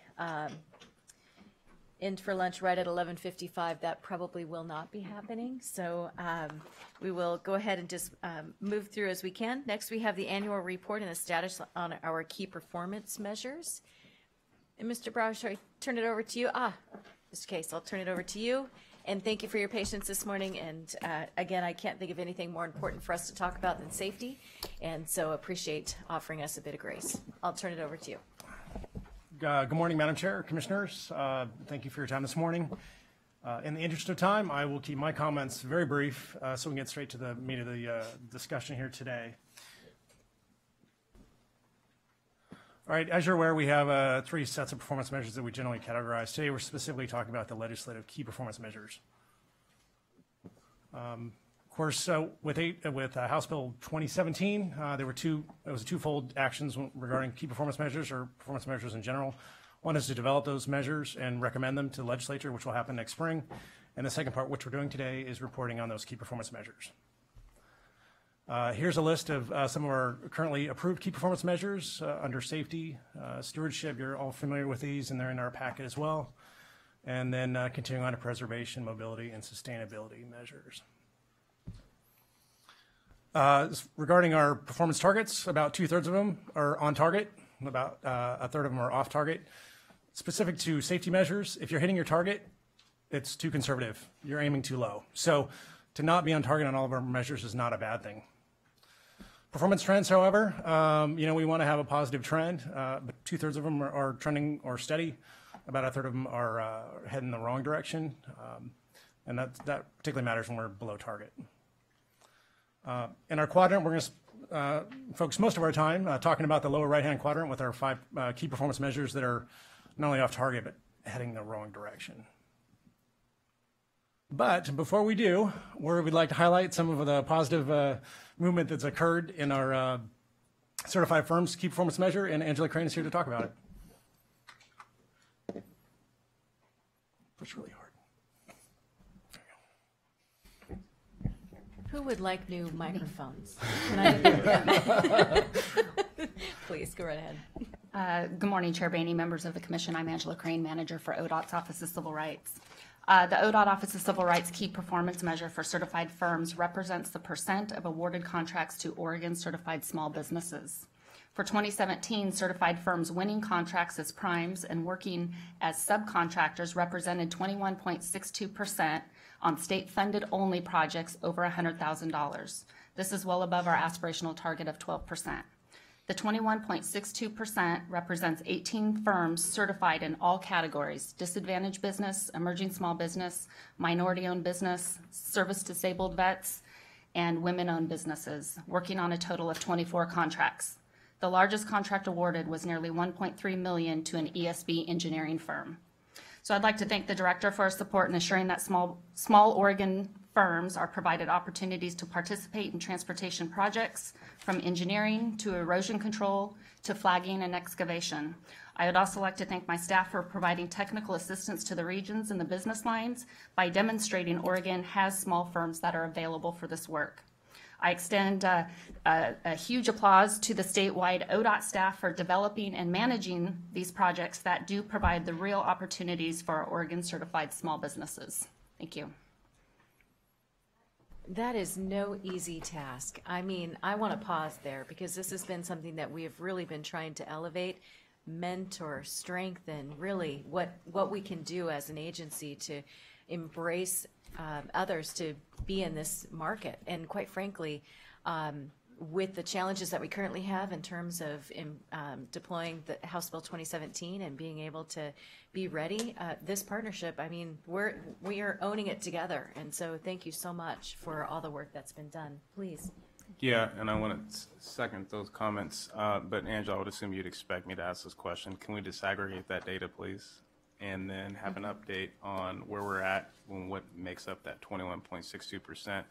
because I would assume it's heavily weighted in the emerging small business category. And I don't like to lump in percentage and data points as it relates to this conversation, because it's a very sensitive conversation related to the community. And I think as long as we're more transparent about how the funds are going out the door and how the resources are being allocated to these certified firms, it'll tell a different narrative. I'm hoping it's still prosperous and beneficial, but I think from my commission's standpoint, and just for us as a body and as an organization, it would be more beneficial for us to see those numbers broken out by certification category you had identified at the beginning. I think that's an excellent point. Thank you. And so maybe that's something that we don't have to wait to have come back, just so we have an update on what that looks like, and if there are certain areas that we need to lean into as well, because I'm sure that we have that data. We just need to maybe look at it in a different way. Yes, Chair Bainey, Commissioner Simpson, great questions, and I'll hold up. Here it is, but yes, we'll certainly pull the information and forward that for your review, and then, of course, any other follow-up questions that you may have regarding the data and specific contracts and certification types will be available to answer those questions. All right, thank you. All right, next up is those key performance measures that are off target and worsening. The respective division administrators are up here to talk about their particular measures. So without further ado, we'll continue. Madam Chair, Commission, Troy Costales, Administrator Safety Division for the Oregon Department of Transportation. As we mentioned earlier on your agenda, what we have for a safety measure is an aspirational goal of 0 fatal and serious injuries in Oregon on all roads and streets by 2035. Because frankly, 0 is the only acceptable number when it comes to safety in human life. Right now, we're facing a trend that's going the wrong way the last couple years.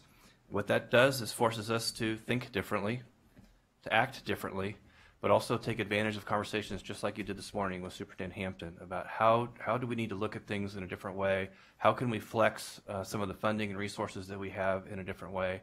And that's what the Oregon Transportation Safety Committee and your safety division staff are doing on your behalf, and your ability, as you have done through the STIP program and the allocations, you've used your discretion to flex money towards the safety program as well.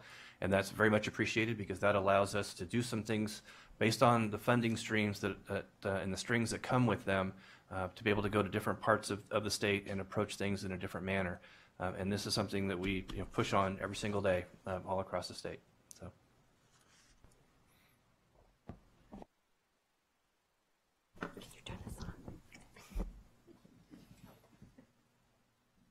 Thank you. Chair Bainey, Commissioners, my name is Amy Ramsdale. I'm the Administrator for the Motor Carrier Division. We've seen the trends going up. 96% of truck at fault crashes are caused by the driver. And so we have been focusing our efforts on the driver. We're reinitiating our outreach and education to bring awareness of the issue to the trucking industry by participating in some of the OTA-sponsored events, doing our own open houses, and then we're going to look at doing more public service announcements and partnering with our Transportation Safety Division. We also have been renewing or enhancing our law enforcement partnerships. So to Commissioner Simpson's earlier question, at the beginning of the biennium, we set aside $500,000 to work with our law enforcement partners.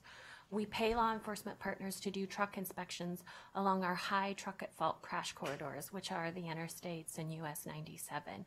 So on an overtime basis, they are doing truck inspections in conjunction with a traffic stop for some of the leading causes at truck at fault crashes. We have over 33 agencies participating in that program, which helps us with those research efforts we've indicated in Bullet 3. We're working with OSU to understand what the effect is of that enforcement presence on truck at fault crashes, and we're seeing promising results. We have over 3,000 data points on I-205 over the last 2 years, and as we see the law enforcement go up, we see truck at fault crashes trending down, and there's definitely a direct relationship there. And we're going to continue this work throughout the end of the biennium in hopes that we can bring those trends down. I noted on the dashboard that you have, so in 2017, Oregon ranked #1 in the nation as inspectors placed 15% of drivers out of service for critical safety violations, and that in the national standard is at 5.2. Yes. So a little more about what that, How we do that? yeah. So that's a great question. So the way that we do that, we use information from the national database, and then we use our own data that we collect. So we can tell when a truck crossed the last weigh station. So we start to look at how many hours have they been on the road. Does the carrier have a high rate of driver or vehicle out of service? We'll bring them in and inspect the vehicle. So we have a lot of data that we can use to bring those numbers up and have an algorithm that does that automatically, so our staff get a sign from our system to pull the truck over and take a good look.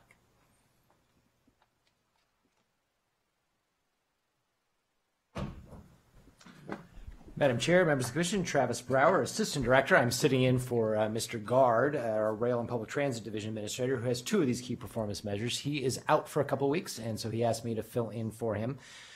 The rail crossing incidents is also one of those KPMs where we're seeing the trend in the wrong direction and where we're not meeting a target. This is an area where we primarily focus on reducing these incidents by spending about $3.5 million a year directed at rail safety crossing improvements, working with local road authorities and local governments and ODOT combined to try to address these issues. Using those funds, to date, we've installed train-activated signal systems at about half of the more than 1,800 at-grade crossings. The other half have passive warning systems. One of the reasons why we likely are seeing the wrong trend here is that we're seeing, with the economy surging, more trains on the tracks, more cars on the road, more opportunities for conflicts. But there's a lot of other specific issues that we're seeing as well. We often see that pedestrians and vehicles even intentionally enter the crossing after the signals come down, thinking they can beat a train. That usually doesn't end well. We also do see sometimes the vehicle stop or stall unintentionally on the while encroaching on the tracks. And we're also seeing an increase in the number of pedestrian incidents in the last few years, and some of those appear to be distracted walking incidents. So we are seeing a significant number of pedestrians as a portion of our fatalities. Over the last decade, we've had 135 incidents that have resulted in 33 fatalities. The majority of those are pedestrians, and about 2/3 are either pedestrians or bicyclists. So those who are not in a vehicle are the most likely to be impacted. However, one of the very sad notes of this is the majority of the pedestrians are killed are suicides. And so there are a number of cases where we see suicide by train involved here. Of those 135 incidents over the last few years, 60% have occurred at signalized crossings with those train-activated signals, while 40% have occurred at the passive crossings. 18 crossings have seen 2 or more incidents. As you can imagine, our management systems flag those as the areas where we're going to do more in-depth analysis and try to investigate in greater detail.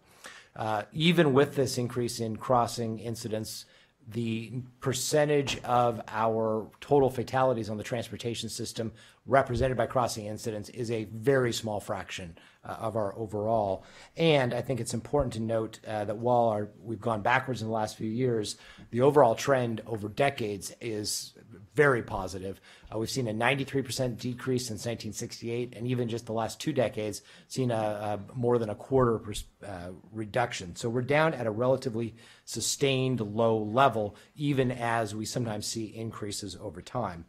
Most of the easy, less costly projects at signalized intersections or at intersections have been completed. So a lot of the issues that we see now are more complex to resolve. And it's very expensive to do some of these, to take them from an at-grade crossing to a grade separation, which is essentially an interchange. So we see that there are still certainly a lot of areas where we have opportunities to invest in the infrastructure, but many of those are more costly at this point. The other KPM that I wanted to address is public transit vehicle condition. This is one that we included in our KPM starting the last round. It's a federal KPM as well. And it's one where we're going in the opposite direction. But it's also a good example of one where the Commission has used this KPM as a way to manage investment. The reason this is going in the wrong direction is that the buses that were purchased after the 2009 Recovery Act with one ginormous amount of federal money that came in are now reaching the end of their useful life and need to be replaced. So we saw this coming, and in the 2018-2021 STIP, the OTC invested $15 million in one-time funding for vehicle replacements that's going to drive down the number in the short term that need to be replaced. There's also more federal money coming in from FTA for replacing buses, and the new statewide transportation improvement fund will also put some more money into transit district pockets. However, a lot of them are going to be focused on service enhancement, not purchasing vehicles. So even with that money in the STIP, even with the STIF, even with the FTA money coming in, we do expect that we're going to start trending in the wrong direction again. So this is one we'll be watching, and perhaps there'll be some investment implications in the next STIP, where we'll have to determine whether this is an area that needs to be greater investments. That concludes our brief today. There we are. We're all having the button issue. We had a discussion last year about what we wanted to have on that short list that gets in front of us. I know that we have a lot of performance measures that we are within each division that we are measuring, and these are the ones that we really wanted as a commission to highlight. In particular, the rail crossings, we had quite a dialogue about whether that should be on the list, off the list, obviously something we're tracking. I'm grateful to see that where we landed in terms of keeping that here. So appreciative of that discussion, carrying that forward.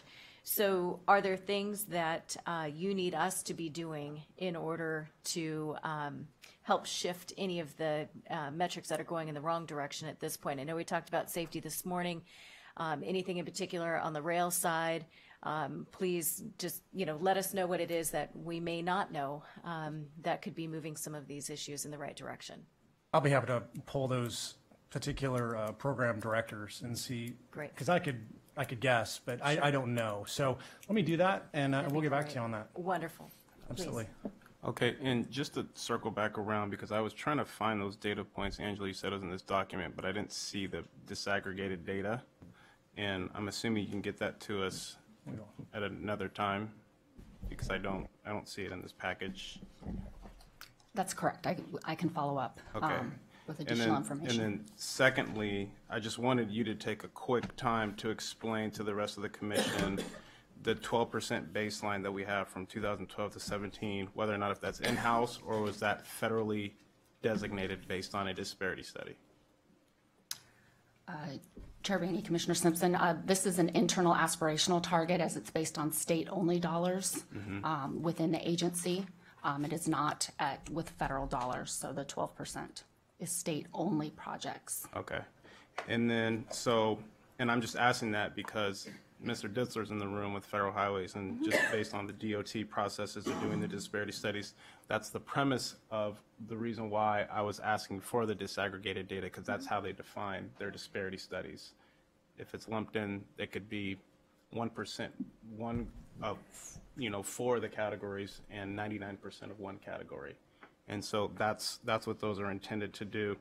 And I feel like, and that's why the KPMs could actually be utilized in a way where we actually internalize our own type of disparity study to see where we're trending up or where we're trending down within those particular categories is how we spend construction dollars.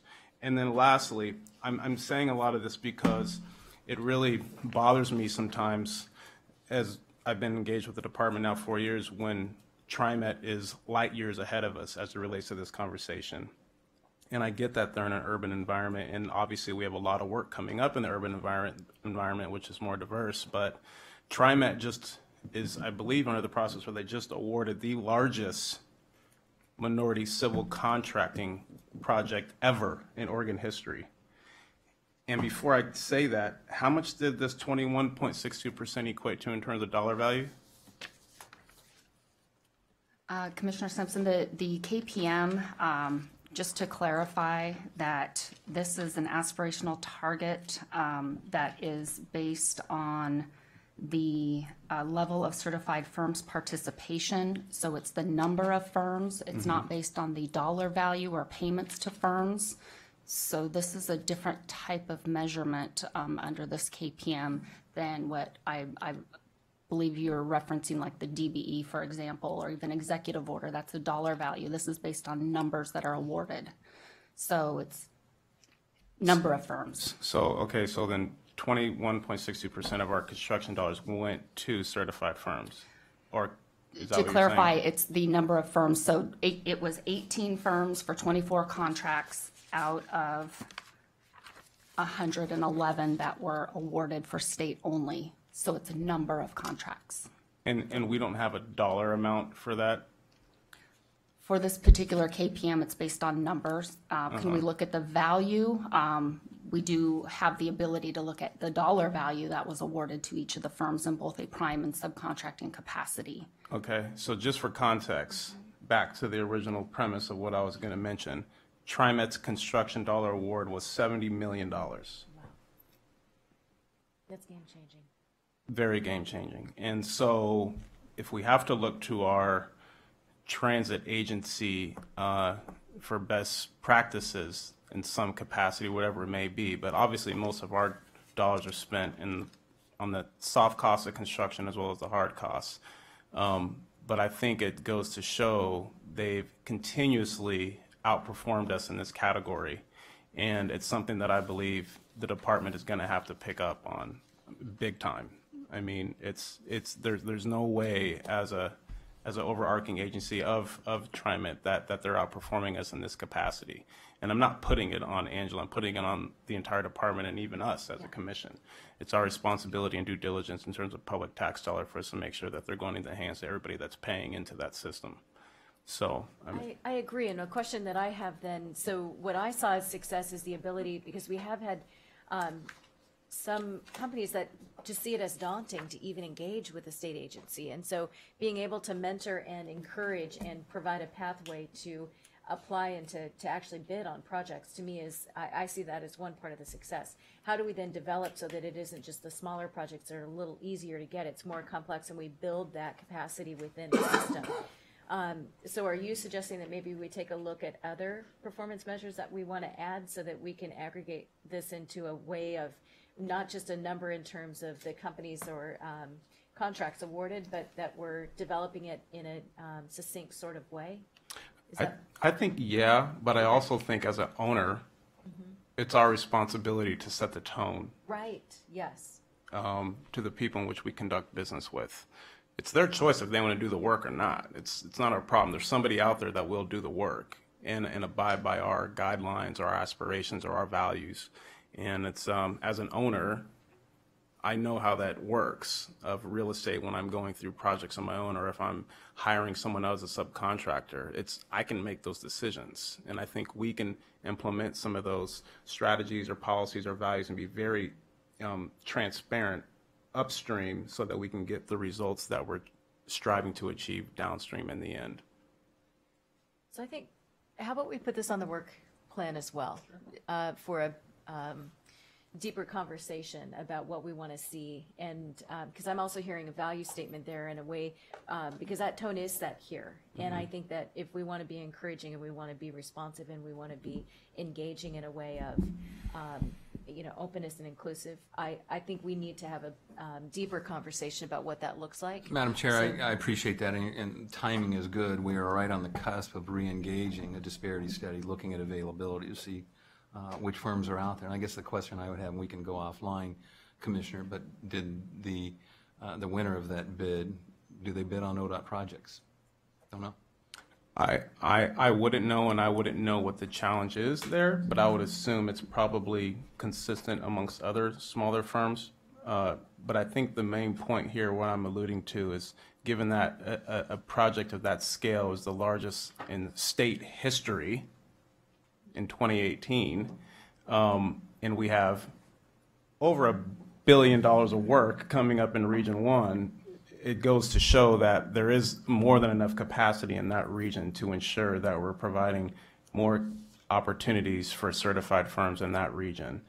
And that's just what I want to get ahead of, because I want to ensure and make sure that not only Angela is successful in her capacity as Civil Rights Director, but also the department is successful in terms of its outreach and support and return on investment for that community.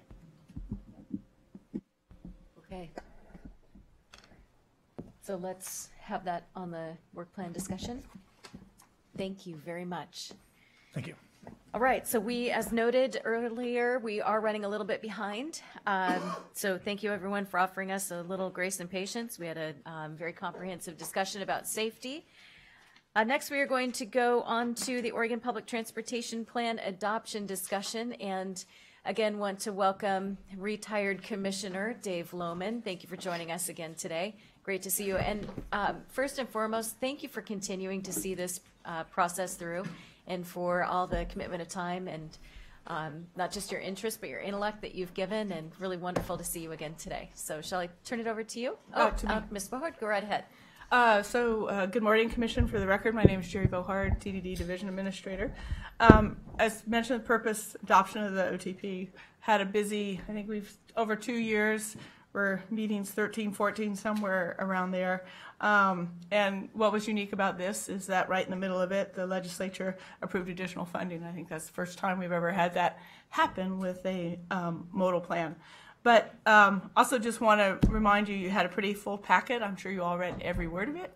But it did provide the summary of the outreach. It provided the comment letters that we received and what we did with the comments. So we call it our comment disposition table. So you can really see which ones we addressed and which ones we didn't. And obviously the draft of the OTP as well as the findings. But I think, as you mentioned, Chair, most importantly, how fortunate we were to have Dave Lohman as our chair. I joined the agency when the commission was finalizing the Oregon Highway Plan. I hate to sort of say that was about 20 years ago. And then under Gail Ackerman's guidance, the OTP was adopted in 2006. Since then, we've had numerous modal plans that have been completed. The Safety Action Plan, which was under the guidance of their chair, the Bicycle and Pedestrian Plan under the guidance of our chair, the Transportation Options Plan, which you're going to hear about later this afternoon, which Hal and I sort of co-chaired. But the Freight Plan, which was done in 2011, was the first time did a freight plan. We were ahead of federal regulations, which was required out of the recent regulations that we have a freight plan. So we were ahead in 2011 when we did that. The rail plan, the Oregon Rail Plan, and now the Public Transportation Plan. And those were all done under the guidance of none other than Dave Lohman. And so not only was his tenure as commissioner, I think, important, but his commitment to the agency's long-range planning program will guide the agency long into the future. And so I want to thank him for all the time that I got to spend with him as we worked on all of those plans. So the plan today is we're going to turn it over to Dave to talk about how that went. Lucia will follow up a little bit with just some of the FYIs, and I'll close with some of the next steps as we think about what we're going to do with this plan. So with that, I'll turn it over to Mr. Lohman. Thank you, Jerry. Madam Chair, Commissioners, David Lohman, interested citizen.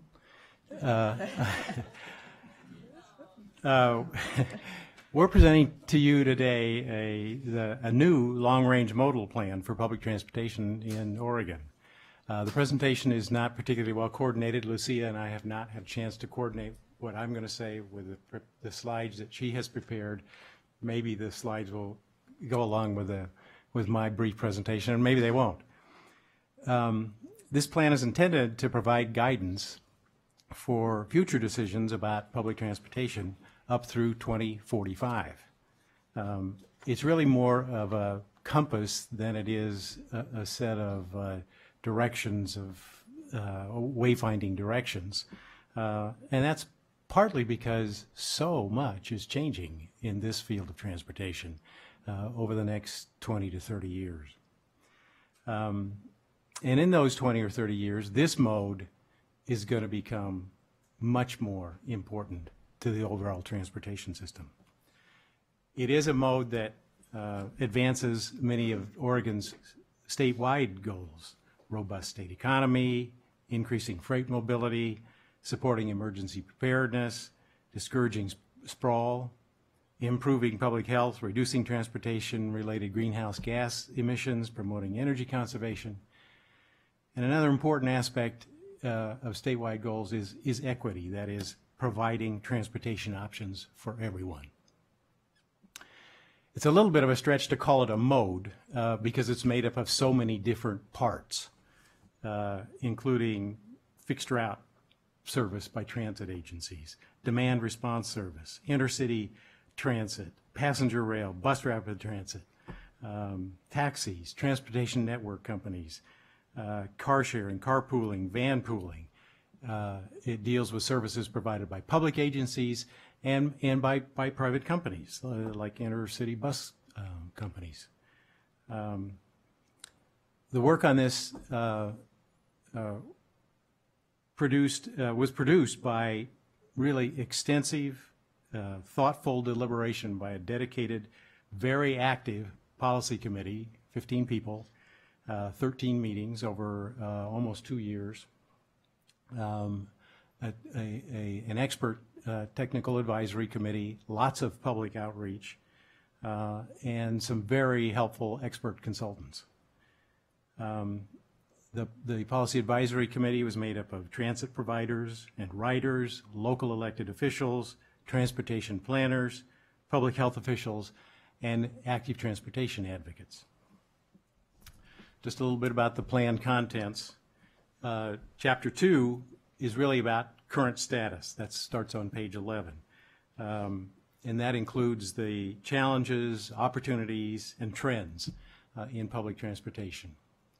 And in the course of it, you'll see there in Chapter 2 and in the appendices and in Volume 2 that the group collected and compiled a lot of really useful information. And I hope you'll take some time to digest that. Chapter 3 contains goals, policies, and strategies. And there are 10 separate goals. I won't go through them. It starts on page 33, by the way.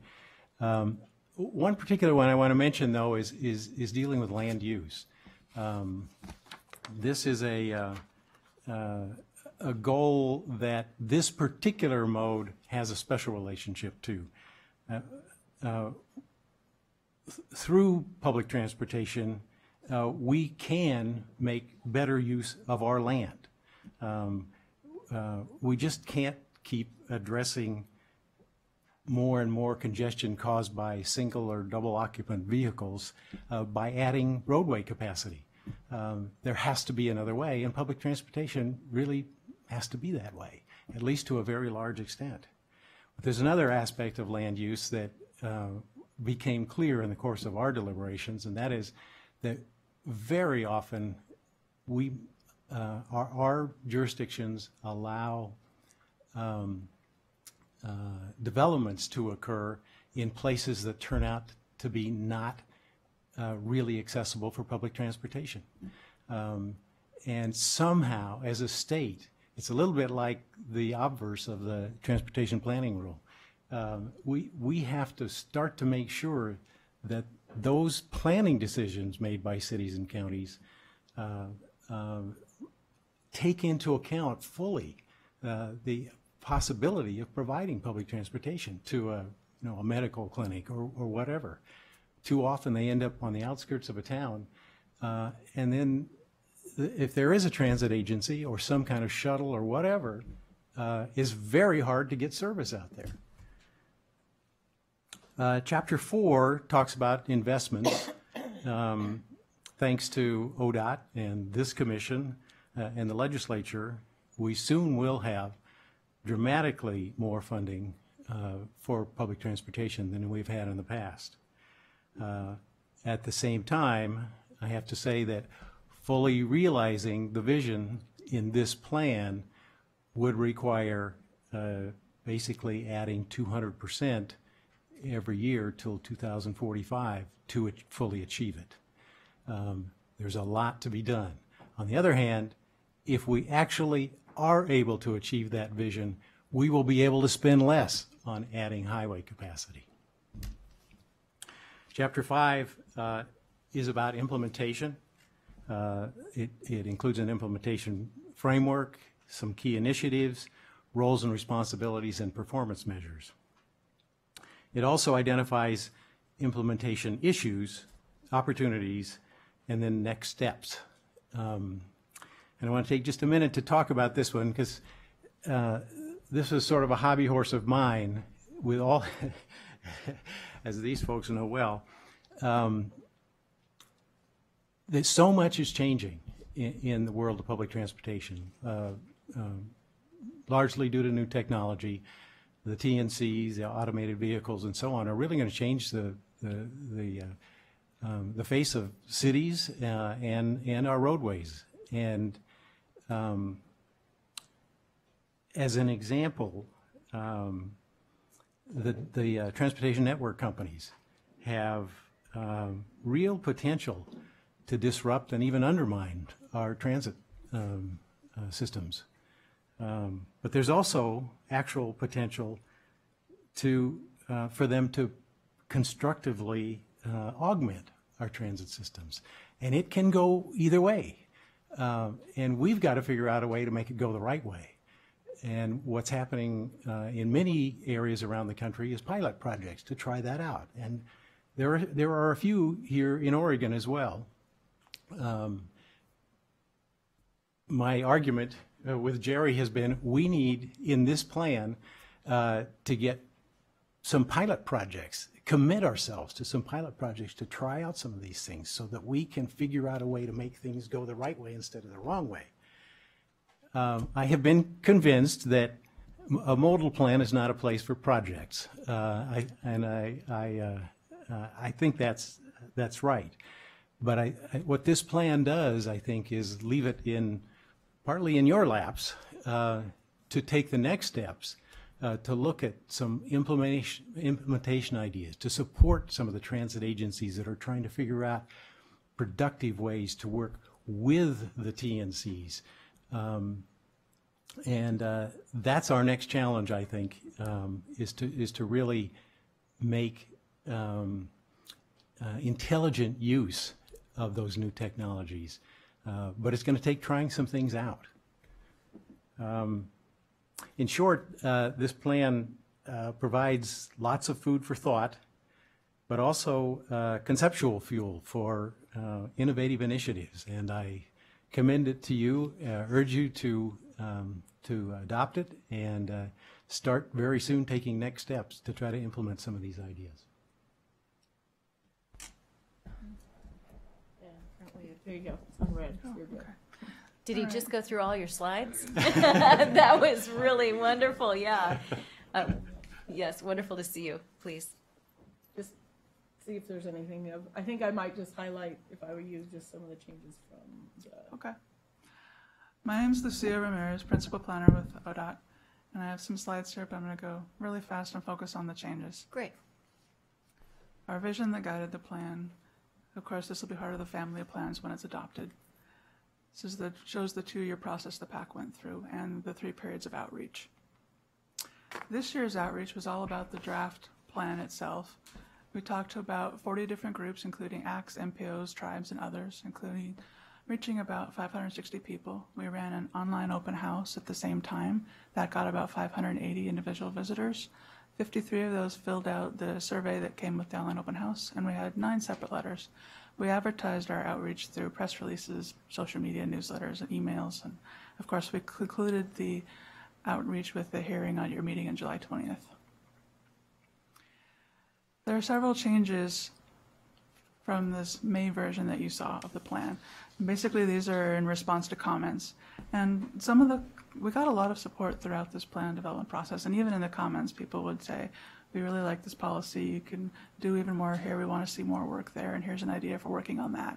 So we've got a lot of comments, and the changes that we made are really kind of minor. They're just adjustments and improvements in the plan. For example, we made some clarifications in Chapter 1 about the purpose and audience for the plan, for example. There are several minor improvements to the policies and strategies, such as adding strategic mentions of bicycle parking and affordable housing, etc. The most significant change I think that we made was adding the strategy to Goal 7. That was as a result of the letter. I think the new one is 7.1C. And the new strategy addresses MPOs studying what they can do or what it would take to raise the level of transit service in their area to the levels discussed in the statewide transportation strategy for JHG purposes. And then we made some additions to the technology key initiative, the discussion parts, to address the kinds of things that Mr. Lohman was just talking about. And then we made a variety of minor edits and clarifications throughout the plan. The OPTP is now in Volume 1 and 2, as you have in your packet. Volume 1 includes all the text that we've been talking about, plus 4 appendices. 3 of them have been updated and polished since the May version, and the findings of compliance with state transportation goals, state planning goals. That's an important one that we have added since the May draft. Volume 2, as Mr. Lohman mentioned, is basically just a collection of all the products that we developed throughout the plan development process. So all the studies, white papers, memos, et cetera, are all collected now in Volume 2, so they won't get lost later. And with that, I'm going to turn it over to Jerry for next steps. So I know 1 minute, so we're doing good. So I think most importantly, as we've done with all of our plans, that we recognize that implementation is really key. And you have seen, and you'll see Amanda Peets come up later this afternoon, that we've actually put together a, sort of an implementation unit and making sure that as we're implementing all these plans, that that we're all working together on that. So you can see some of the things that we recognize that we need to do. Probably sometime in about 6 months or spring of 2019, we'll come back to you with really what we see as the implementation plan. I think one of the things that's really exciting, though, about finishing the OPTP is that we have a transportation options plan. We have a bicycle and pedestrian plan. And now we have a public transportation plan. So often, a lot of times, we think about what's that last mile? How do we get people from here to there, and how do we make all of those connections? And now we sort of have all of the pieces of the puzzle that will allow people some different opportunities than perhaps just relying on their vehicle to get them where they need to go in their day-to-day life. So really with that, unless you guys have any questions, we'd be looking for your approval of this plan. I just want to say I'll be back in 6 months to see your implementation. I'll be haunting you. Oh, wonderful. Good. Very good. Please. So thank you very much for the presentation. Very thoughtful comments. We particularly say to Dave how much we all appreciate your leadership on this, your continuing involvement, commitment. These are critical issues for the state, and our ability to preserve and perpetuate our vaunted high quality of life in Oregon goes directly to all the things you talked about. On pardon me, on transit, because you know our firm has done a lot of work for TriMet over the years. I thought your comments about promoting our values and the list of values was just spot on. And the challenge of the single occupancy vehicle, which is, I think, at the heart of the kind of transformation we're going to need to go through in terms of the balance there. We're going to have SOVs, but how that plays in and what percentage of the total load that is, those are going to be critical. And the role of Lyft and Uber and others in either being part of the solution or part of the SOV problem. Jerry's comments about the last mile, you could see a role there, or those entities becoming creative in terms of multi-passenger vehicles and vans and larger kinds of vehicles to move more people more efficiently through the system. And overarching all of that, I think, is the comment you both made, but I thought Dave made very eloquently about trying to do all this in a environment of change and transformation where it's difficult to predict where it's going, and yet you have to make investments. So we want them to be as informed and as intelligent as possible. I think this whole discussion for me is it's a major reason why I'm sitting here, because I think this long-term transformation of our systems as we grow as a state is right at the heart of whether we are going to be a leader and whether we are going to succeed as a state, taking nothing away from our traditional methods of travel. We just need to think more creatively and innovatively about them so that those who really do need to be on the roads can be on roads that work. And I think particularly about that in terms of our economy.